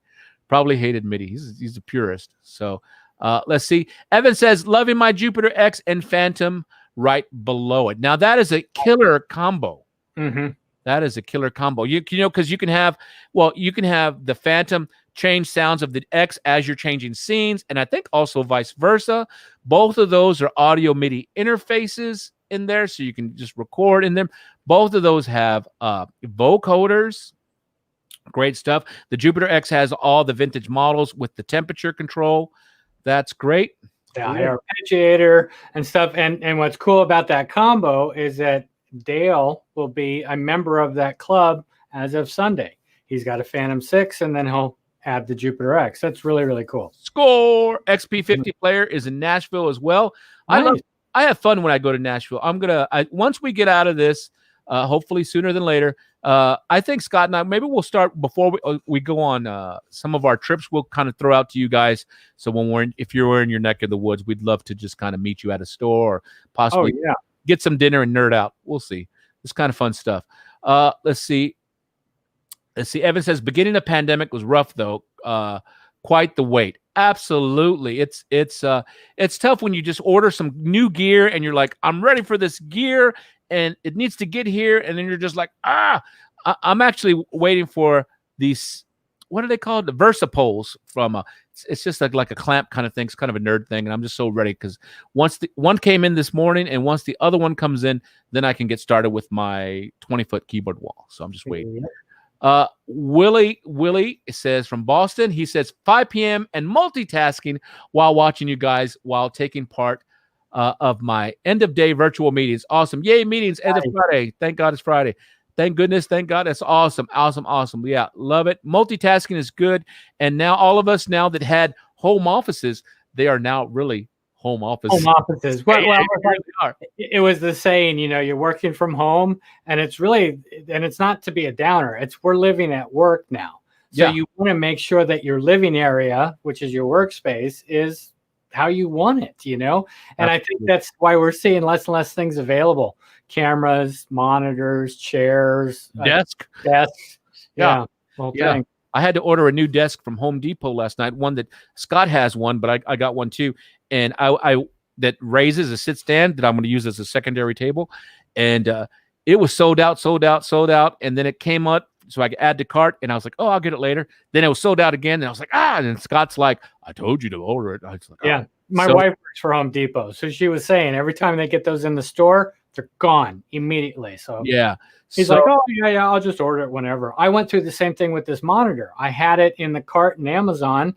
And I'm like, I'll talk to the wife in a couple hours and we'll decide. And then I told her, go ahead and order everything. And by that time, it was already not available for another 2 months. Yeah, and so I saw it last night. I was watching a movie with the gato, and I saw it. I just happened to look in the phone, like boom, got up real quick, ordered it. It's on the way. Score. This Dale says, Ed, you should video document the change as you build the new 20-foot wall. I think I need to. I think you're absolutely correct, because I've been doing the walls, all that kind of stuff. I need to, and because Scott and I, when we built the first. Yeah, you filmed the first one that we did, but we never released it. Never released it. The footage is so old now. Yeah, loser on my part. But because I think I was still learning how to film there, and Scott, didn't know anything about filming. We didn't know about lighting very well, so it's not very good. I never even finished it. But now, as we've learned so much, yeah, I think I will document the wall. The building of the keyboard wall. So that way you guys can also possibly do it, because I love all of your different keyboard rooms and your music rooms. Share those. I just love them. It's in there. So yeah, I think that's going to happen. That is definitely going to happen. Oh, wait. Here it is. Here we go. Oh, wait. I lost it. I hate when the chat moves. Okay. Here we go. Andres says, does Roland have a standalone VST player that can play multiple Roland Cloud VST instruments at the same time, layering without having to use a DAW? And Scott, short answer is no. So Nope. It's just not set up that way. So unfortunately, no. But like I was saying before, there's free DAWs that are out there and other things. It just needs to host it. So whether if it's the Cakewalk, if you're on a PC, I even think GarageBand would pull it in if you're on a Mac or Logic or Studio One or a lot of these other things. Definitely check them out. But it needs a host. So that's cool. Chris from Liverpool, UK, love it. There's Mean Gene. He says, what's up, Ed and Scott? Your bro Gene here, checking in from Southern California. Mean Gene, awesome. Funny fact about Mean Gene, he not graduated. He retired on the same day they were told to go to stay at home for the pandemic. Perfect. Nailed it, Gene. So, see here. Douglas Carmichael said he wrote a script to enable sending program changes per track in Logic when using the external instrument plugin. Does the Logic DAW control from the Fantom include program change? No, it does not. No, it does not. That would be something that you would have to write in Logic. Like if you're having, I would have Logic send program changes that way, but I could also have the Fantom send program changes, but not through Logic per se. I kind of keep those separate, so that's cool. Ed Thomas, we appreciate you too, brother. You just keep on being safe and doing your thing. And let's see. XP50 player has a shout out to Andres. He says, "See Unify plugin guru." All right, that's cool. That's John Lamacool, Skippy. Awesome program. Definitely cool. Let's see. Evening, gents. Watching from Rugby, England at 22:05. So you guys have been inspiration during this pandemic. Love the subjects you cover and has helped greatly with getting to know my Fantom 7. Thank you. Our pleasure. Thank you, David. That's awesome. Yeah, I got to tell you, I know Scott and I talk about this, and of course we work for Roland, and we love talking about synthesizers, but there's nothing. I met somebody online the other day, and we ended up doing a video chat, and they said they watched our videos, and they'd never owned, during this pandemic, they hadn't played the keyboards in person. Very hard to do that right now, but through the videos, when the person ordered and they finally received their Fantom, in this particular case, they didn't go through the normal, what does this do? What does this do? The gentleman told me he went right to work. He went right to work as far as programming and sequencing and doing stuff. And this person does music for a living. So that's really great for us. And I know myself, if we can show you how to access, because a lot of people in my experience before we got to the videos would only access about 10% of what the keyboard could do just on the surface, or less. And so by helping you guys is I love it to see you guys unlocking, but also you guys keep on going like, woo, Scott and I have to like dig now. We're like, whoa, they're getting too smart. I love it. That's awesome. Let's see here. DJJ says, cool, thanks. Fantom is such a great instrument and device for anything. Mainly, I love the simpleness, but looks complex, unlike some things I have. Yeah.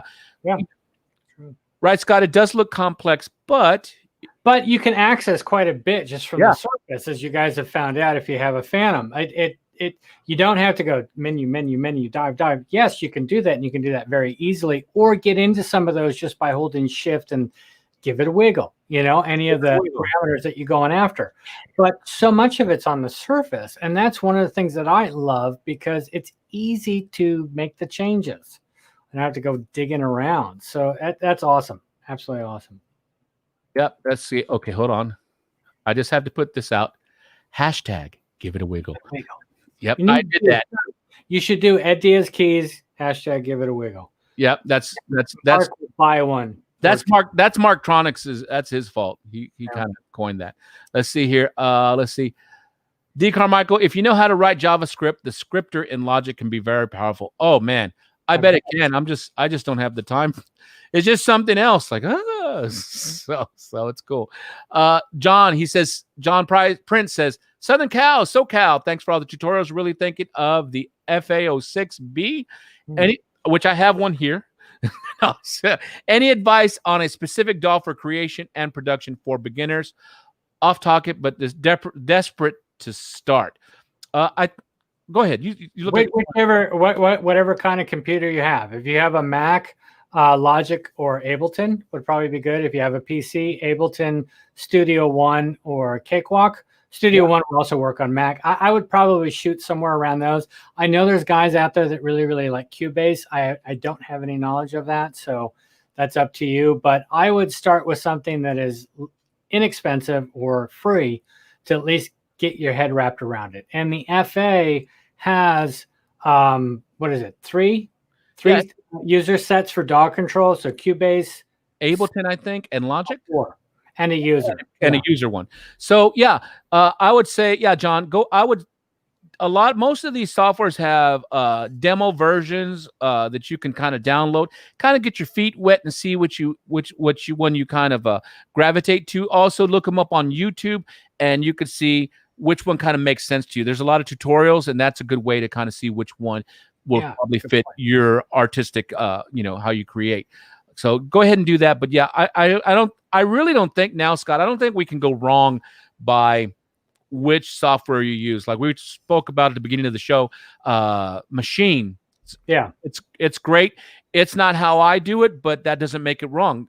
I've seen other musicians that just rock with it. I'm just like, oh my God, and then just like my Logic versus I use Logic and Ableton because that's just kind of how I fit. But I've seen all of them just do so good. So just find the one that you kind of pulls you in and you can feel you can be the most creative with. And that's the one you should get, in my opinion. Shout out to Ed Thomas. He's in St. Louis, known for their barbecue. It's pretty good, but not as good as Texas. Oh, wait a minute. I'm just Ed. Yeah, I did. Ed here. All right. No, I'm just playing.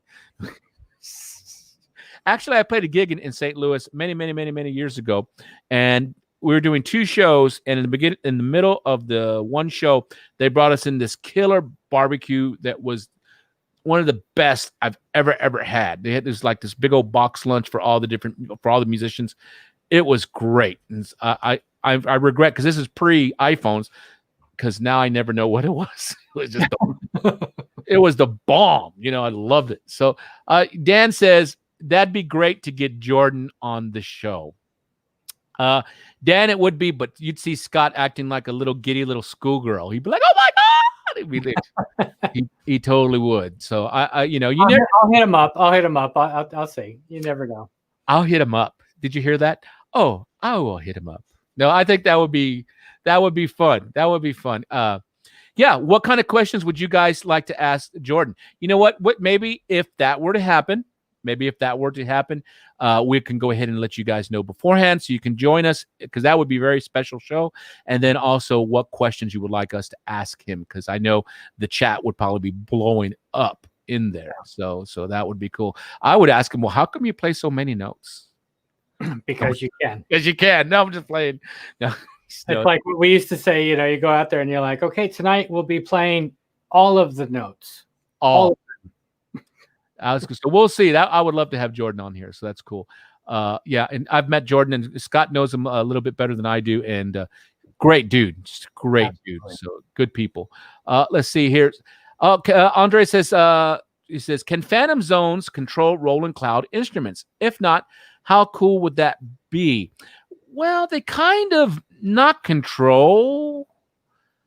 Well, I mean, you can put an external zone, you know. We could do external zone and control the volumes, but as far as, I don't know, like have a knob control specific parameters. I want to say yes. Really? I haven't done it though. I haven't done it yet. So I haven't done it either, but yeah, everything's mappable. Yeah. So if you went into the assignable knobs or did any of that type of stuff, some of them might actually automatically work. Like if the cutoff is CC 74, I believe, or 79, it may automatically just work. So. Yeah, you know what? Try it. You know, that's a great thing about what we do is we're like, does it work? I don't know. Let's try it. You know, so we kind of have some fun. Someone just asked, what are you using to stream Mimo Live?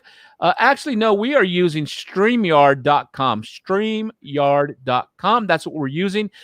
We tried OBS before, like going straight from OBS, and OBS was pretty good. I like OBS, but I'm really liking the simplicity of StreamYard and the fact that we can broadcast to multiples. Like I'm supposed to be broadcasting to multiple Facebooks right now, but I think I messed it up. This is the first time I'm actually using this live. So after this broadcast, we're going to go in and kind of see what we did right and what we could do better. But yeah, StreamYard.com on this one, and I paid for the I paid for one of the months so we can get it going.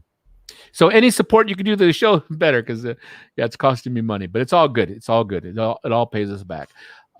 Let's see here. Evan says yes, and having them both hooked to my computer via USB MIDI is awesome. Awesome. Evan gave a shout out to Dale. I love. They just joined the Fantom Jupiter X Club. Yeah, that's awesome.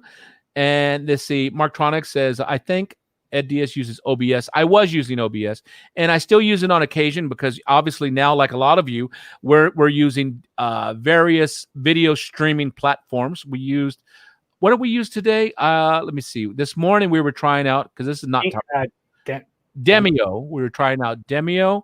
We've done Zoom. We've done what's the one that we use for the Roland Cloud Academy? Yeah, we use a bunch of them. So GoToMeeting. And of course, Office, what's it called? Teams. We use that. Teams. So, yeah. So, Nico, I just said it. Yeah, we are using StreamYard.com. We're everywhere.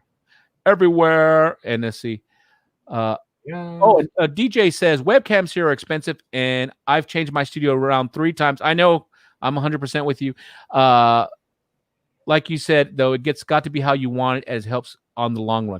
Absolutely. And actually right now I'm using a Canon EOS R as my main front cam with a 16-35 f4, and I'm using 2 for the overheads. I'm using 2 Lumix G85s for the overheads, and then I have 3 lights in the front with soft boxes on them. And then I'm using another light in the back to kind of give me a little bit of separation, and then against a gray background with this awesome SM7B that Scott doesn't have. Now, anyway, I know, rude, dude. Okay. Also, in New Hampshire, I almost said New Hampshire because my brain just kind of filled in the blank. It says in Hampshire, UK, offloaded my Jupiter 80 to save space, but then I got the Fantom 7 and the Jupiter XM. No, that happens. Oh, good. Jupiter 80 is fantastic, but yeah, the Fantom and the Jupiter XM, I mean, it works. Jeff, you need a keyboard wall. Yes. All of y'all need a keyboard wall. It's actually pretty easy to do. So I will get that video in there. Shout out, to each other. I love that. ZT Audio, always a good day when Synth Talk happens. And just as a reminder, we are going to try and do Synth Talk every Friday, as every Friday at 3 o'clock Central Time, 1 o'clock Pacific, and then 4 o'clock Pacific Time. Pacific time, and then 4 o'clock on Eastern here in the U.S. So I'm hoping that catches you. I think it catches a lot of our people in Europe. And then shout out to everybody else that's going. It's up a little bit later. Really appreciate that. So that's awesome. Let's see. Oh, Look at Jeff. I just saw Jeff's comment. Where is the band? Where is the band button for Jeff? Yeah. Okay. So I'll explain this. Jeff comment. He says, "Tell us about the speakers on the Jupiter X with a little." Okay, so I'll tell you guys about this. This is funny. So this morning I saw someone on Facebook. I think it was one of the Jupiter X groups. They put which speakers do you like better, the ones in the Jupiter X or the Jupiter XM? And so I automatically am like, Jupiter X doesn't have speakers, you know. And then I was And you called me. And then I called Scott, and I'm like, "Does Jupiter X have speakers?" And Scott's like, "Yeah." And I was like, "No, it has speakers." And then so I had already replied to. I'd already replied. Yeah. So and then so I was like, "Ugh," and because I totally forgot. Because usually internal speakers are cool, you know. On the Jupiter XM, I'll use those speakers because it's so small and I can kind of take it around with me if I'm working in a different part of the house. But the Jupiter X, I'm like, and it's nothing against those speakers. I just want to hear the Jupiter X with the big speakers, you know. Well, one of the things we did first was disable those. Yeah, we did disable it in the X because we were shooting videos and things, and that's the one that it has. So we disabled them, and it's not a keyboard you would think of. Oh, it's got speakers. It's just something that just goes, right past. But yeah, I was just like, oh, I totally, I did that. Yep, I did that, and that was funny. And Mark Tronic says hashtag give it a wiggle. Give it a wiggle. Which, hashtag. Give it a wiggle. Okay, so we got that in there. I'm going to make that a shirt somehow. We're going to make that into a shirt somehow. So we'll probably make some Ed Diaz keys, and we'll probably make some Ginger Scott keys or something like that. Wow, really? Yeah, I did. Christopher Fry, shout out to Christopher Fry. He's in, I think, Cape Town, South Africa. He says, "Great to have you guys back. It's been too long." It has been too long. We took off 2 months, June and July. Because that was our birthday months. No, but just out of respect that everything that's going on in the world, we thought about just taking a couple of months off, and then also we're very busy with Roland stuff, which that will be shared with you soon. So as soon as we can share something, we're going to share a bunch of fun stuff. Absolutely. So let's see here. Okay, Patrick says, "Because of your expertise with Roland products, you both are the reason I bought the MC707 back in January 2020. Awesome. And my new Fantom 6 3 weeks ago. Thanks, guys. You're the best in the biz." Thank you. Thank you, Patrick. We really appreciate that. I mean, I know all of you guys, we're very thankful that you all come out and hang out with us, but it means a ton to us. It's something that we also enjoy and have fun with, but it does mean a lot. And a comment like that, Patrick, yes, you are more than welcome, and we're very happy we could help. And hopefully we'll continue to open new things for you. Yeah, because there's stuff I know that we still need to cover on the Jupiter X and the Fantom. Get some more stuff, and then there's more coming. So that's going to be good. So stay tuned for that. If you don't know where to find out, that's a good spot. Let me show you where to find those videos for those of you that are just joining us. You can also go to YouTube University. No, YouTube. Go to Roland Product Support, and here's where you will see all the different videos right in here. So a lot of different content in there for you guys that are new to Jupiter X, Jupiter XA, or Fantom, or Boss, or anything. And then if you go to the playlist section, you go to playlists. Everything is separated in a playlist, so you can just click on the playlist and go to town. So this is all free for you, and you can just kind of have a good time with this, just going to those. So take advantage of that, because we have more content coming, and that's just kind of a fun way. And if you wanted to follow this show some more, you can also follow this show by going to Ed Diaz Keys at YouTube right now. And then we also have, you can see all the different Synth Talks here. So you can hit that playlist, and you can catch up with all the different Synth Talks from the early one that we did episode 1. So, and then now we're going to be up to episode 26. So if you're bored or you just want to go through some stuff, put this in the background. You might learn some pretty neat stuff, and we're going to be going over some more fun stuff in the future. And now with this new 52 hours, 52 hours of Synth Talk. What is that? What it says? 52? What it's going to be. It was about 50 hours with the 25, but now we're on episode 26, so that's pushing 52 hours. That's crazy. That is crazy. So yeah, lot of time. So like I said, we're gonna have some more special guests on here. We're gonna reach out to some other artists that we can kind of just talk synths, not specifically like because we have other with the company that stuff, but just kind of just hang with synth people on here, and then also some of the synth media that we just want to just talk about gear and stuff. And I'm hoping I have one of them going to be reaching out to me soon if he gets home. So we'll see. And the other thing is we're constantly learning, even learning stuff, with questions that you have about the products that are in front of us. Sometimes we'll run into something or learn something new. But anything you guys share, whether if there's other apps or other keyboards, we enjoy that too. We just like to just hang out. I just learned today that the Jupiter X has speakers. Oh yeah, duh, RTFM. So let's see. Mark Tronics giving a shout out. He says Ableton Lite is free and you can get on that easily. Absolutely. Ableton is great. And they have a lot of great videos and great clinicians that will show you online how to do that. So give that a good. He says, make a good t-shirt. # give it a wiggle, especially walking around shows when they are back soon. Absolutely.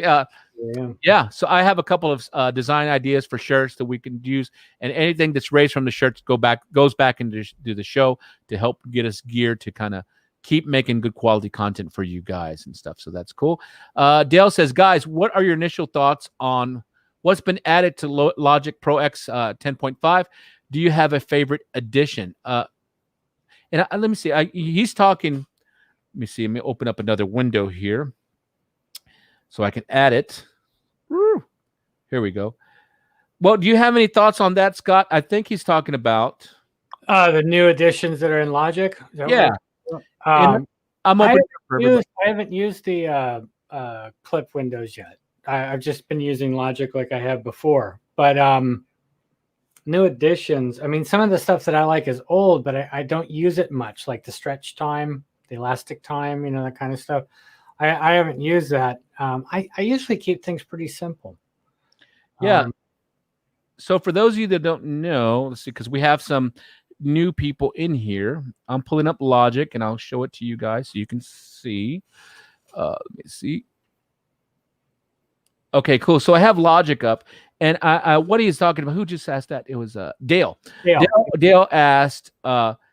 You could have the regular empty project view, which is just kind of a linear view, but also you have this live loops view. So it's kind of like, to me, it kind of feels like a little bit like Ableton in that sense. You know what I mean? Yep.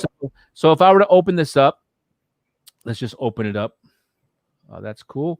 So open this up, you're going to see right away that it's going to have a little bit different view rather than the regular linear view. Although the linear view is there. So it's loading plugins real quick. And see, it's been a second. Let's get it open.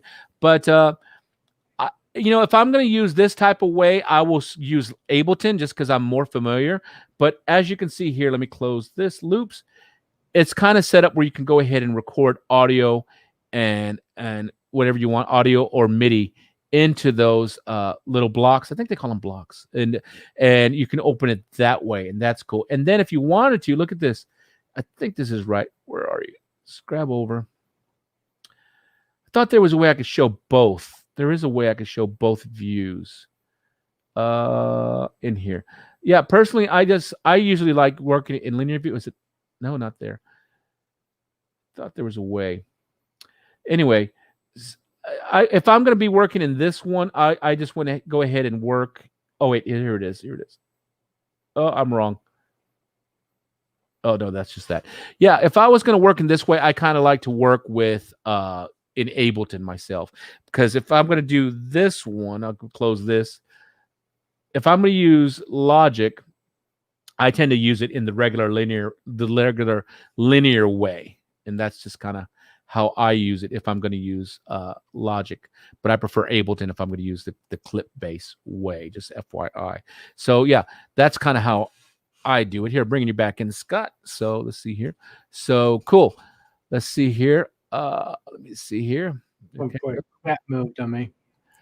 Okay, here we go. Let's see. Patrick says he knows Jordan Rudess as well. I hung out with him at Keyboard Fest back in 2016. I think, didn't you go to Keyboard Fest? No, this one was upstate New York, I believe. And Patrick, you probably know a good friend of mine, Eric Davis, who I talk to regularly, almost as much as Jordan. But yeah, no, I've been wanting to go to one of those. He did them at Sweetwater, the last two. Scott Tibbs would always go out there. Yeah. Oh yeah, Scott Tibbs is another monster. I would love to have him on here, but he's a crazy nut also. Killer. Let's see here. Let's see. Mark Trana says, Ed, here's a nod to vMix streaming. Absolutely. I use that for the productions I'm doing. Yeah, actually, we are using, I can't show you. Well, let me see. I'll bring it up. We're actually using our Roland streamers right now. So, yeah. And I'll bring it up so you guys can see. We are both using, Scott, which one are you using? I've got the VR1 HD right now. I'm bringing them up. Yeah. I can go.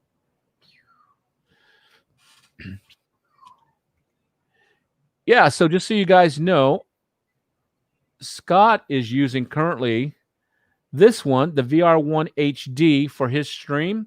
And you get 3 different camera sources in here. And so he's using that one.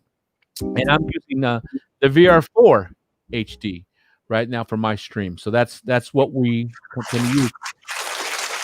Yeah, and the VR1 has it, so you can have little sound effects going on there. So or game show music. And if you look to the screen, you will see Scott is using the VR1 HD. I know. Scott, stop that. So that's what we're both using. Yeah, absolutely. Let me see here. I can't help it. Christopher Fry, our friend over there, be careful of swimming with the great whites. He says, I must say that Roland Cloud and the Fantom 8 is a match made in heaven. Loving the integration that I'm getting. Good. We'd love to hear that. You know, we've had some difficulties, but we're working through those difficulties as we learn how to sell software a little bit. Well, and you also know the internet is 89, 90% negativity. People don't say anything unless they have something to complain about. So when you hear good comments and good positive comments, keep it up, guys. Yes. That's awesome. Absolutely awesome. Yeah. A lot of people working. Douglas Carmichael, he says, any plans to release the MIDI protocol used for DAW control with the Fantom? It could be useful. It moved. Hold on. It could be useful for other developers wanting to implement support for it. I don't know if we're going to have any plans. That would be an engineering question. So I'm not sure. And Douglas, you know, we're kind of all here. You're way, way up here. Yeah. With what you're doing and what you're trying to do as a developer and code writing and everything else. Yeah. Which my hat's off to you. You're amazing. Yeah. Yeah. Some stuff we're just not going to know. Yeah, because if like you ask me, hey, what's it like when you pop open the hood of a Fantom and look inside at all the components and like, hey, that's not my wheelhouse. You know, that's our guy in LA. He's a nut. He's great doing that stuff. Amazing. Let's see. Jeff Bowman, no problem, my friend. I love it. I'm actually give it to him. Sorry. Scott, what have I ever said to you? You're my favorite ginger. What have I ever said? Oh, boom, there's one. Is that wrong? Every time we do stuff, you always try and find something to no. Is calling Scott a ginger wrong? You know, I don't know. It's offensive to gingers. Well, you just called yourself gingers. I don't know. Okay, so today we were doing a test on this other format for Roland stuff, and so I had to do three questions so we could test the question portion of this test. And so I said, "What color is Scott's hair?" Option 1, black. Option 2, blonde. Option 3, ginger. Yeah. And our boss was on there. He's like, "I knew you were going to put ginger. I just knew it." So he got HR on the phone immediately. HR. And they pulled out my server section, not my file. No, anyway, it's all good, Jeff. Not a problem. I don't know why Scott's so offensive. Ginger, you know. Let's see. Nico says, you guys are so much better than the manual. I love it. Thank you very much. Our pleasure. But still, do look at the manual. Do look at the manual. This is kind of cool. Jeff says, bought a new PA system just before lockdown. Ah! Just do it. Just hook it up. Go for it. Yeah, just I don't care if it's in your living room, your garage, just do it. You know what you could do is just in your front of the house, in your driveway, hook it up at a decent time for the neighbors, and you're just gonna just play it. On the Jupiter X, play the first scene that comes in. Just hit a low C or D. What scene is that? Do you remember? That's, God, what's it called? I can't think of the name. It's brass. Jupiter Brass. I think it's Jupiter Brass. It's just a really thick sound. Yeah. So that's cool. Do it. Hook it up. Hook it up. Just not too late at night. Hook it up. You just got that new PA, and then put a Venmo, because maybe your neighbors will tip you and help you pay for that PA. Heck, or pay you to shut up. Either way, shut up. One of the ways. ZT Audio says, any chance of AB models coming to the Fantom? Anything is possible. Anything is possible right now. One cool thing with our show here, Synth Talk, and then the way that we are communicating at Roland with Microsoft Teams, we're able to communicate with our engineers directly, our teammates in Europe and Australia and other parts of Asia, like instantly. So it's almost like just a fun group chat, because we're like, well, what about this? And what about this? And so it's a lot better and interactive than before, when you just put an email and you're just like, I wonder if they got it. This way it's like you can go direct. So anything is possible. We'll mention that. But if we did put a ABM model, what would you like to see? That's always good. Because that'll be the question that'll be posed to us. Well, what do our users want to see?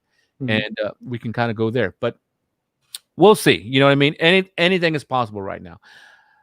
Derek says, any idea if Zencore will be compatible with the RD2000? I'm going to say possibly at this time, and I don't think so. The RD2000 was just prior to when Zencore was put in the engines. So, Derek, unfortunately, I don't think that will be possible. Compatible, you could say yes, compatible if you hook it up via software, right? Via USB. But as far as being compatible in the sense that the RD2000 has Zencore built into it, I'm going to say tentatively, more than likely, no. Yeah, because the Zencore engine is a brand new engine. Now, the beginning of Zencore was what was it being referred to, Ed? Was it the ST? Yeah, it was it was basically the engine that went into the Axe Edge. Is the very beginning of Zencore. So with the latest update for the Axe Edge, it was very simple to take that and actually fully tilt it and turn it into the Zencore engine. So now things are available for the Axe Edge. So that was kind of already planned in the beginning. The RD was V piano and some PCM, some Supernatural, and I don't think it was set up to do that. Is it something that they could put in? We don't know. To be honest, we just don't know. We don't know at this time, but it's on that one. Yeah, because on the RD2000, that one's really focused on that piano, electric piano, that V piano model in there with that. So Zencore isn't not necessarily compatible, but I do love how all the extra sounds are organized inside the RD2000, and the RD2000 as well is an audio MIDI interface in there. And I love that you can record the programs and or scenes of the RD2000 all with separate audio channels in there, as well as MIDI, so over USB. So yeah, sorry about that, Derek. That was just before that happened with the Zencore. DJ Jack? But you can always connect to Roland Cloud via MIDI and have everything. USB MIDI, absolutely. So let's keep. DJ J says, he says, oh, I'm looking into getting a pedal for the Fantom. Is the RPU3 perfect? It's got 3 pedals, so I can assign stuff like scenes and other things, or is there a better one? What do you do? What one do you both use? Go ahead, Scott. It could definitely work because you got the 3 pedals. Now you wouldn't have anything for expression, so you may want to add an expression pedal if that's something you're going to use. But the 3 pedals are fixed. So it really comes down to what you think is going to work best for you. Me personally, I will use a sustainer damper pedal like the DP10. That's a Roland DP10 for my main sustains. I will use an FS5U, which is a Boss pedal. Roland Boss is the same company for on and off or switching of scenes. So like if you got into a scene chain, that's usually how I operate. I go from scene to scene to scene, and I'll do it with foot. So the FS5U from Boss would be the one that I would use, and it's a momentary pedal. That can also be used to turn rotaries on and off or switches or any of that. So momentary pedals are good, and it's got some good weight.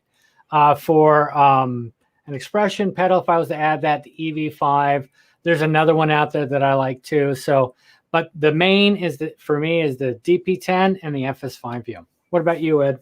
Okay, for me, let me go ahead and switch this over. So for me, I was showing real quick.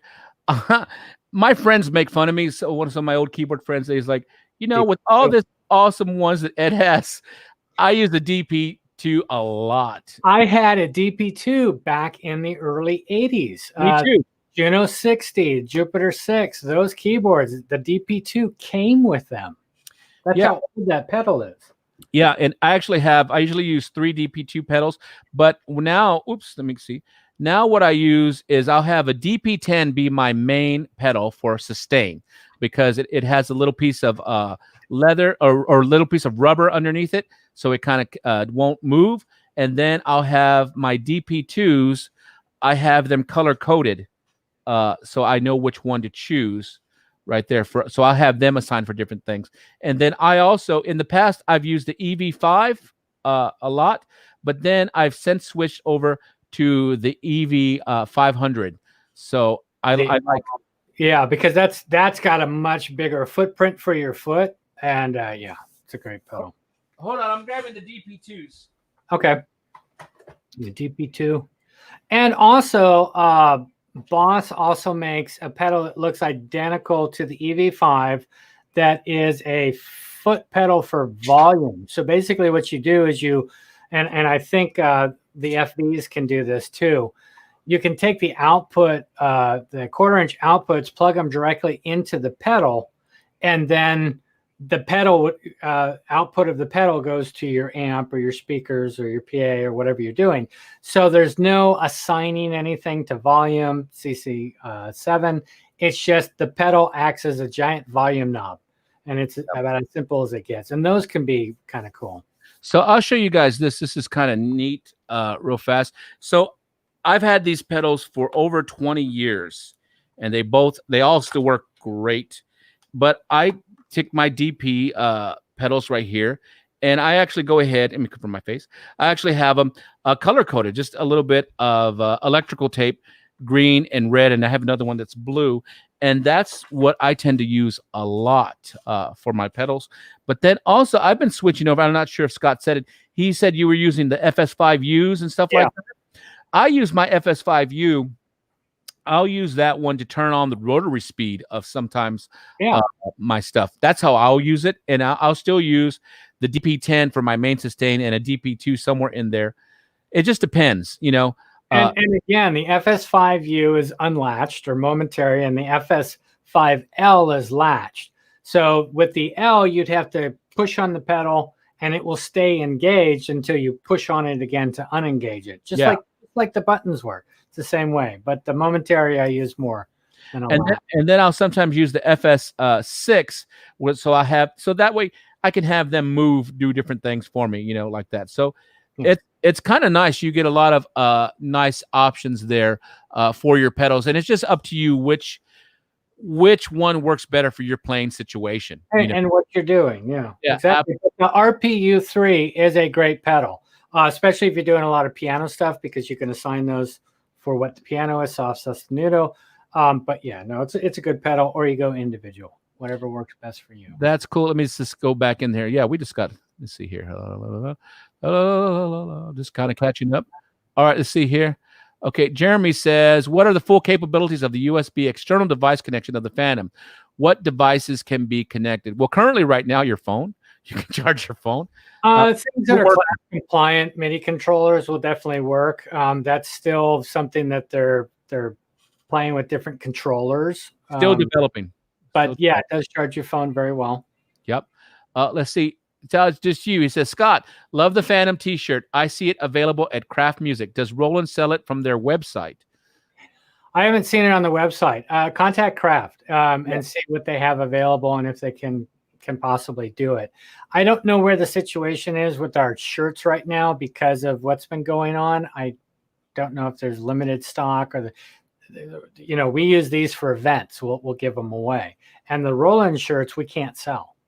Yeah. Nor the Boss shirts. So events is where you wind up with that stuff. But I contact Craft. Those guys over there are fantastic. Yeah, good people there. Yeah. So Douglas Carmichael, have either of you done music for picture for movies? Yes. So I did a C movie like back in 2001 or 2 that I won't even mention. So I'd love to. I'd love to do it. I've always been into film scoring. I used a Fantom of the first Fantom, the FA-76 and an XP50 with the M-Box 2. The little blue one, the M-Box back in those days. I think that's what I did it for, to buy me an M-Box in Pro Tools. So that's what it was. Let's see here. Douglas, I have never used that one. You're getting too, like Scott said, you're too much up here. We're kind of trying to keep it down here. So, yeah. Which is awesome. Like I said, my hat's off to you, man. Yeah. You're absolutely amazing. You're above me on that one. Let me see here. XP50 player says auto import. The samples are automatically imported consecutively to pads that have not been inside samples. With Shift, you can select multiple and they will load map and file name. Good to know. That'll be something we're going to probably cover then soon. So that's good to know for all of you out there that you want to go ahead and bring samples in and out and have them go in a specific order. So definitely pay attention to how you're naming stuff. So that's cool. Let's see. DJJ says, Derek, connect MC707 to RD2000 better than nothing. That's another. That would be the Zencore engine. You could definitely do that for sure. Yep. Mark Tronic says he uses the EV5 expression pedal for the Fantom and Jupiter X. He also has a DP10 for the Fantom and 2 single sustain pedals for both. Absolutely. Nice. If that's good for you, then please do. Okay, Jeff Bowman, he says, okay, got the PA hooked. Let's see if DJJ can hear me from 2 countries away. I bet you could. Bet you could, depending on what's one you got, So go for it. Make sure you got the sub plugged in and just kind of have fun with it. Yeah. Put that Jupiter X 80s old school, just hold the low sound, low drone going on. And dude, and depending on your neighborhood, if you play the drone, all the 40-year-olds in the early 50s, everybody will all come out like, ooh, what song is that? Oh, no, I got a request. If you do that, play Phil Collins' In the Air Tonight, because apparently it's hot again. It's come back. It's come back. And not the way Ed does it, which is called Not in the Air Tonight. That's so rude. So anyway, so that's cool. Let's see. Mark Tronic, still have my let's see. I lost you. Where'd you go? Still have my DP2. Got it with my Juno 60 back in the day. God, still working. Yep. Dan Villanueva says, I still have the DP2 that I bought with my Jupiter JX8P in 1986. Yeah, man. As long as you take pedals. It's like you used to get cables. You'd get 2 stereo or 2 TRS cables, I think. With the products, you get the pedal. Yeah, that stuff lasted, man. There's no question. If you don't have to baby it, but if you take care of it, it's gonna last. It's gonna last. DJ Jeff laughing out to Jeff. DJ J laughing out to Jeff. Say, that's cool. I'm gonna have to. I just can't go on with this. That's cool. Teaching me more every day. Mm-hmm. Jeff says had to move out of South Devon. Oh, that's right. Jeff is where Jeff's in England. Is that where Jeff? Yeah, he's in England, I think. Yeah. I don't know. Well, I don't know what he should play over there. Yeah, you could do some Phil Collins over there. Heck yeah. They'll be all happy. DJJ says, no, Derek says he will have to try that because he has the MC707. Nice. So nice. Yeah, hook him up and just get the MIDI, have the RD2000 control the correct external MIDI channel that will correspond to the MC707, and boom, there you go. And you can even have the RD2000 changed to, I haven't tried it, but it should change to a specific patch inside the MC707. I'm changing. Yeah, I think so. I think so. Yeah. I think so, because right, Scott, on that one, I don't know if it would do it, because on the MC707, each one of those sounds has to be loaded into do they call it a part in there or a zone? I think it's a no. Well, you have a looper track. You've got a clip. It would have to be a clip, or the sound source would have to be set up, I think, as a clip. Yeah. You see, and then it can trigger. Worst comes to worst, you could always line up different clips in that same track, if you will, that have sounds, and you just kind of move through those. Yeah. Experiment. There's not, just experiment. Jeff Bowman has his FV 500 for years, built like a tank. It is a weapon. It is a weapon. Classic track, final countdown. Use the JX 8P stab brass. Ooh, cool. Write that down, everybody. If you have a Jupiter X or a Fantom, look up the Jupiter X 8P stab brass preset for the intro. He says, when I tried playing the Xenology model, the sound was the same, but it didn't sound as impactful as the album. Well, I heard that it was actually the Yamaha model, the 8 DX7s in a rack that was that sound.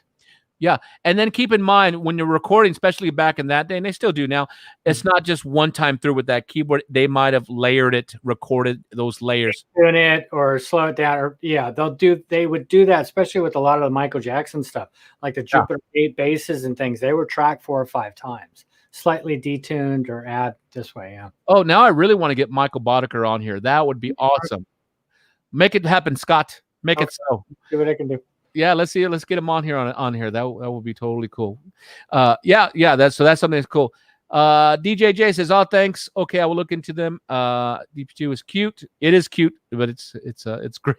We've been working for over 20, 30 years. So, yeah, absolutely. Let's see. I love you guys interacting with each other. Oh, there we go. We got a sale. Woo! Good for Kraft. Awesome. That's fantastic. Just a quick shout out to Kraft. We're not really promoting any kind of particular dealers, but I'll go ahead and put them on here. Let's see.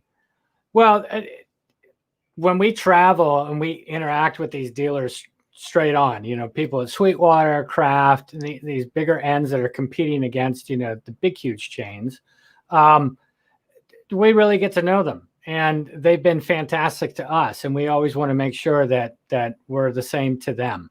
So people always ask, who do you recommend? Well, who would you like to go through? But the thing is, these guys are great. People at Sweetwater are great. A lot of the mom and pop shops are fantastic that we deal with. So we just got to give everybody the same love, Yeah. So take care of you. Just a quick shout out to Kraft Music. So that's cool for those of you guys that want to order to there. But this isn't necessarily for Kraft. It's just a quick shout out since someone mentioned them. So like Scott says, we get to know a lot of these different music stores throughout the U.S. They become like our little extended family. So shout out to everybody. Support your local music store. Support, just kind of just keep us all going. So that's totally cool. Let's see. Here we go. Derek's asked another question. He says, I have an MC707. Are the Fantom Zencore sounds available for the MC707? Because they are both Zencore. And the answer is yes. So any of the SDZs, which are the sound packs, the Zencore packs, can go into the 707 now. So those can also go into the Fantom. And again, you only have to buy it once because you are licensed for it. So if you want to buy it and put it in the Fantom and then turn around and put it in the MC, you can. Now, as far as the basic Zencore, like out of the box Fantom and out of the box 707 are the same. It's the exact same engine. It's the same sounds. Yep. So that's cool. And let's see here. DJJ telling Jeff to move back. That's awesome. Let's see. Andres, I'm not sure if I'm saying that right. He says, which Boss FZ500 high or low impedance pedal should I buy for the Fantom volume? Let's see. You know what? I always mess this up. Let me see. I always got to go back. It is the L. But yeah, I think it's the L. We're pulling it up right. So because I always forget. Me too. I do the same because I think high Z and then low Z, but then I think, oh, it's supposed to be high Z, and it's like, no, I think it's the L. I think, yeah, it's the L right there. You see it? Input 1 and 2, output. I think it's the L. Yeah, because stereo. And if you look at the other one, what's the H look like? Yep, it's the L. Yep. You want the L. And so tell them what we're looking at, Scott, real quick. So I'm looking for like stereo. Yeah, exactly. So because you have the option, it doesn't have to be just an expression pedal. It can actually be a pedal like I was explaining earlier that the Boss makes the smaller ones. You can take the outputs, the main outputs of the Fantom, and plug it into the pedal, and then go from the pedal to an amp or your mixer or whatever you're doing, and it can just work as a volume pedal without needing to be assigned to anything. The advantage of it being an expression pedal and just plugging it into the back of the keyboard through the pedal jack is that it could do anything. It could do volume, it could do expression, it could do cutoff, it could do anything that you could assign to the pedal. So that's where the difference is. But to have those two options is really cool. And that pedal is good size. I mean, it is the size of your foot. It's nice and wide. It feels good. I have it. Hold on once. Keep talking, Scott. I'll grab it. Well, if you got an EV5, grab one of those too. So the EV5s are really, really great, but they're much smaller pedal. But the FEs 500s are these big, massive, which is kind of nice on your foot. If you use it for wah-wah or using it for volume, you feel like you have a bigger sweep than the EV5 seems a little bit smaller. But they both work, and they work the same. You've got a knob on the side that can be adjusted. Is that you, Ed? I heard a beep. Maybe we're losing. No, that was me. That was me. Okay. I was grabbing pedals and I put it on the Fantom and I'm like, it's probably making noise. Yeah. So I want to show you guys real quick just so you kind of see. And so here's the EV5, old EV5 right there. Color might be different now, so that's cool. So that's the EV5, so you guys can see. And what I love about these pedals is you can adjust how much the throw is. So you can adjust, how much volume goes through there. So that's totally cool. Now on this one, look at this box. This is a chunky monkey right here. And I think I got the wrong one. I got the H. I got the H. The other one. Yeah, I got it in another spot. But as far as the physicality, they're the same size. Mm-hmm. Same size. But I got I have this. Look at this. It's massive. It's a massive pedal. Actually, it's bigger than your head. Bigger than my head. Mm-hmm. And it's metal. And, you can adjust all that different stuff. And it has a tuner output. So this is just a great, solid pedal. I love this pedal. But I have the L. The L is probably back in my gigging bag. It's in a different spot of the house right now. And then I happen to have with me both of the FS56 and the FS5L. Yeah, and show them how they can move together. Any of those FS pedals have almost like a dovetail on the side that they can slot. Yeah, so if you can see, and I'll try and block, you see there's like a little spot in here. See that? And on this side, a little bit different. So that has it, and they both have it. So you can actually go ahead, and I'll pull it so you guys can see. You can kind of just put them in here. So they kind of grab it. Let me go back in here.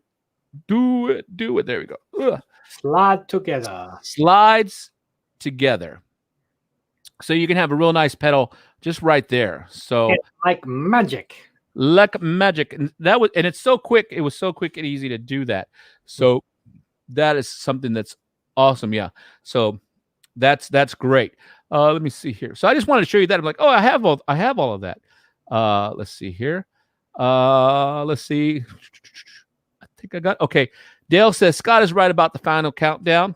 Yeah. It was the I'm trying to remember the model name, TX8 something, but it was the 8DX7s. That's what they used. Well, you know what? I would love to get, of course, Jordan. And if we can we need to make a list. We're going to see if we can get Jordan Rudess, if he's available and stuff, just as a friend, because he's friends of Roland. He's personal friends with Scott.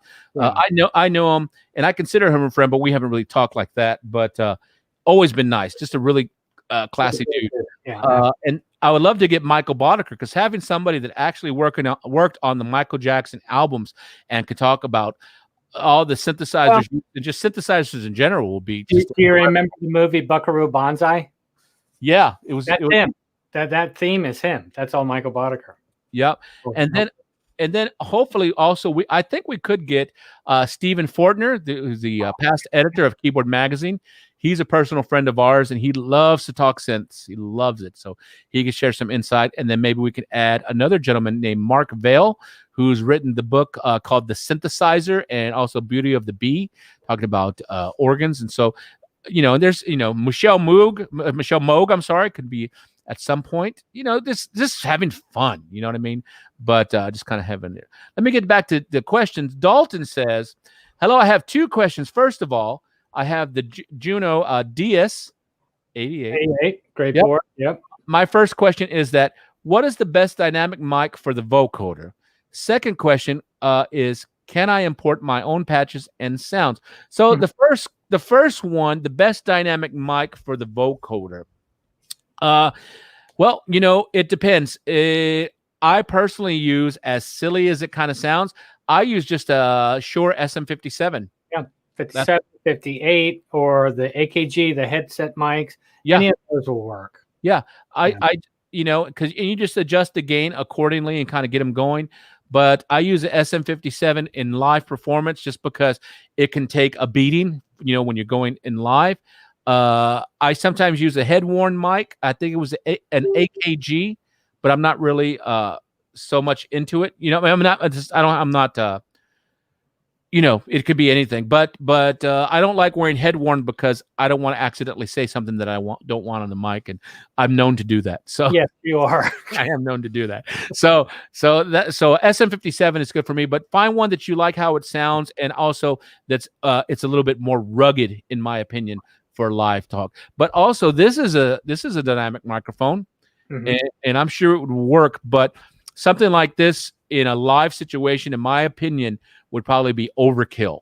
Because the thing is, you're not using it necessarily for singing through. You're trying to trigger a vocoder. Yeah, so it's going to come through, but it's not as important that it's that you're using a Neumann mic or something like that. It doesn't have to be. It could be probably even a $20 mic for vocoding. But if you want something that's good and all around for voice and for singing and things, sure, the SM57s, 58s have always been great. 57 is going to be more directional, whereas the 58 is going to be wider. So it depends on what's going to work best for you. Yeah, and so that's why I've also liked the 57, because I got to be right in front of it. I don't want it to pick up anything, because usually the bandstand can be kind of loud. Got to keep that in mind. Especially my area, it's always real loud. See, as far as your second question was, can I import my own patches and sounds?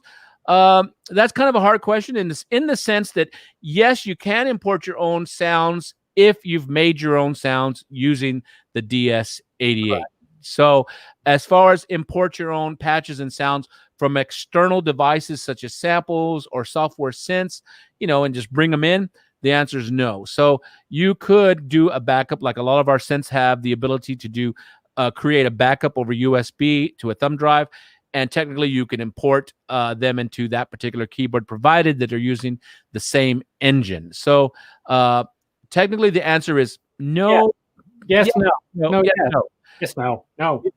It has to be using that particular engine. It cannot bring in. I do say that, but it can bring one expansion board from axial.roland.com. It can bring in one, so that will be the only way, but not. And if you use the editor, I think it's the editor. It's available on RolandUS.com or Roland.com. The editor and the tone editor. You can bring in the XV5080 sounds that are on the Axial site and move things around that way. So cool. Let's see. Jeff says that for FV, yeah, man. Just buy it once. Just buy it right the first time, and it'll last for a long time. Yeah, Dalton, we'll have to get through that. I think that's going to be probably maybe a video, because everybody will do sounds a little bit differently, especially in the Juno DS, for example.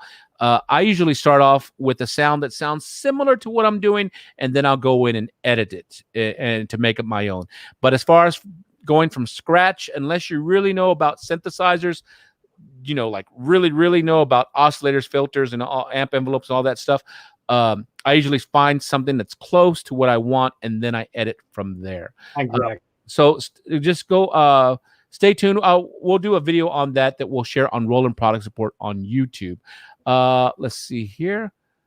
Let's see. Too much lighter, but still bulletproof. Absolutely. Absolutely. Yeah. Oh, it says, I know you can't tell us, but he's going to ask anyway. But a D50 model for the Fantom or Jupiter would be great. I agree. But there's a lot of that stuff already sitting in there. Do a search for Fantasia. Do a search for what is it, Cicada Heaven. You're going to find that stuff already sitting in there.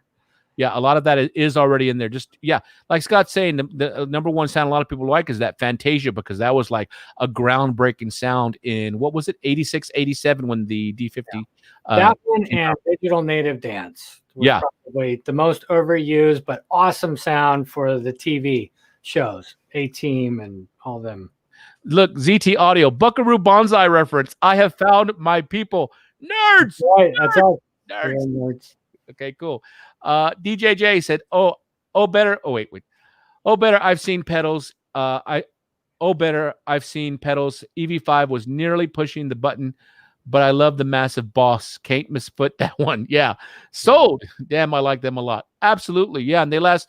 As Jeff is saying, they last forever. I love those things. And I have pedals here that are 20 years old and they still look brand new. Don't baby them, but just take care of them. And every now and then, clean them off, wipe them off, and they look great. Let's see. Let's see here. Let's see. DJ D. Carmichael said, "I'd love to be able to use the Zenology models on the MC707." Well, Zenology is in the MC707, so technically you can. I think he's talking more about the ABM models. Oh, the ABM models. Yeah. But, when we talk about that kind of stuff, the ABM models, in my opinion, we truly try and make products that are for that particular individual that would use that product. You know what I mean? So I know I personally think about some of those synth models. The user or myself, definitely, I want to go into that model and I want to tweak it. I want to adjust the cutoff and resonance, and I want to actually play it. So with the keys kind of way. So I think you still can in MC707 provided you hook up a MIDI controller, but to me it's a different experience. It's a different experience there. And I'm not knocking it. It's just a different way that you create music. So I think you could. You would just have to hook up an A Pro controller or something else. But we could just see. Let's see. Andrews says, I like your comment that the FV500L has a much greater control range compared to the EV5, which I currently own. Great job today. See you next. Try to say. Looks here. Thank you, man. Someone's new. He says, are you going to make new updates for the FA? So I'm not sure. No idea. I mean, I've seen products that have been that you thought were done years, and all of a sudden something comes out for it. So you never know. I mean, you absolutely never know. Yeah. And even if it did, what would you want in the FA? I mean, the FA is pretty good. Is it 6 years old, 6 or 7 years old? 2014. Yeah. 6 years old. 6 years old. So, but the FA, I think if you check out on Roland Product Support on YouTube, see, the FA has like 60. Yeah, because I know I did a ton of videos for that one. Here it is. Let me pull that up real fast. Did a ton of videos for that one on the FA and 64 videos on the FA. And it does a lot of stuff. And I could probably do a couple more on the FA. But, once we get that one, it's like, and I like the FA. I might keep the FA07 here. Or, I might just go ahead and buy it myself and just keep it because I just like the weight of it. But I'm not sure. I'm not sure if you're going to see another update on that. It all depends, if people would want to, but I don't know. It does a lot. The fact that it's still an audio MIDI interface, that it has a linear sequencer. It does have sampling capabilities. It's got some supernatural engines in it or sound. Yeah. There's a bunch of things. There's a bunch of things on there. So I'm not sure because for me, and it has that Easter egg, how you can load in Integra synth collections from into it. And that's if you go to Oh God, I forget. Axio.roland.com for those of Where you. you been? Yeah, I did. Yeah. It doesn't have speakers. Yes, it does. Oh, it does? Okay, cool. All right. So anyway, we're at over 2 hours. 20 minutes. Goodness. Yeah. Oh, real quick. One more question. One more question over here, Mr. Carmichael. It says, can you launch clips and scenes on the Fantom from an external controller like Launchpad? I haven't tried it. I need to try it on there. It's possible if we could do it through MIDI, but I haven't tried it. I need a launch pad.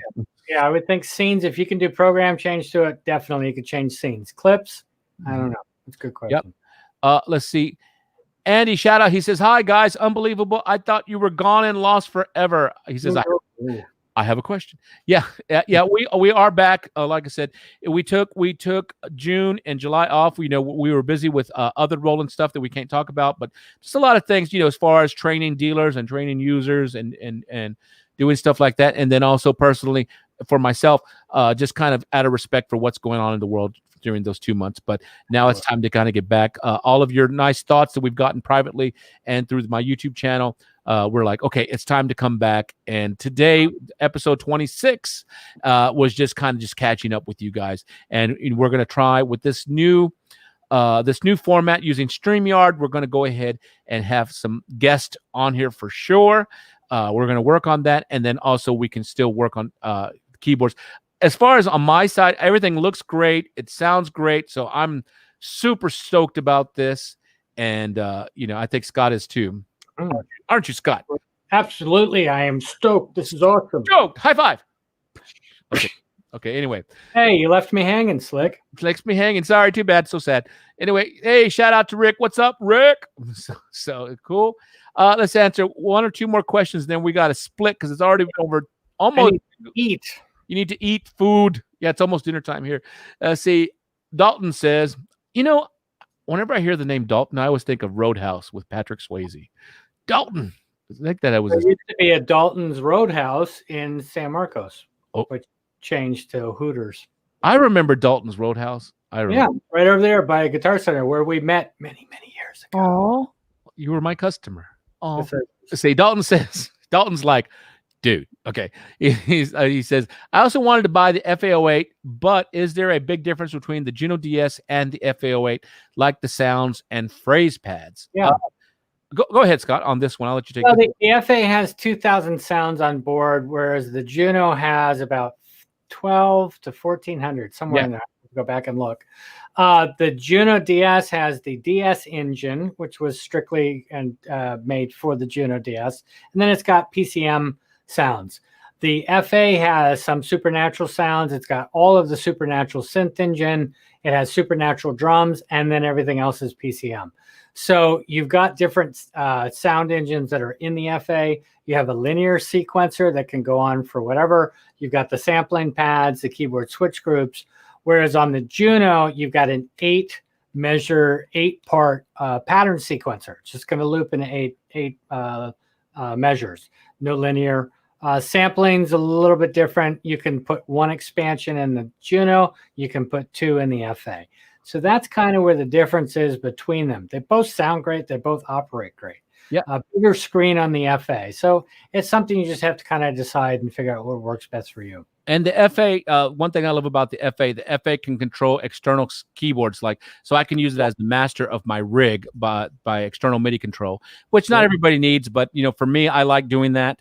So it does that great. So, okay, cool. Let me see.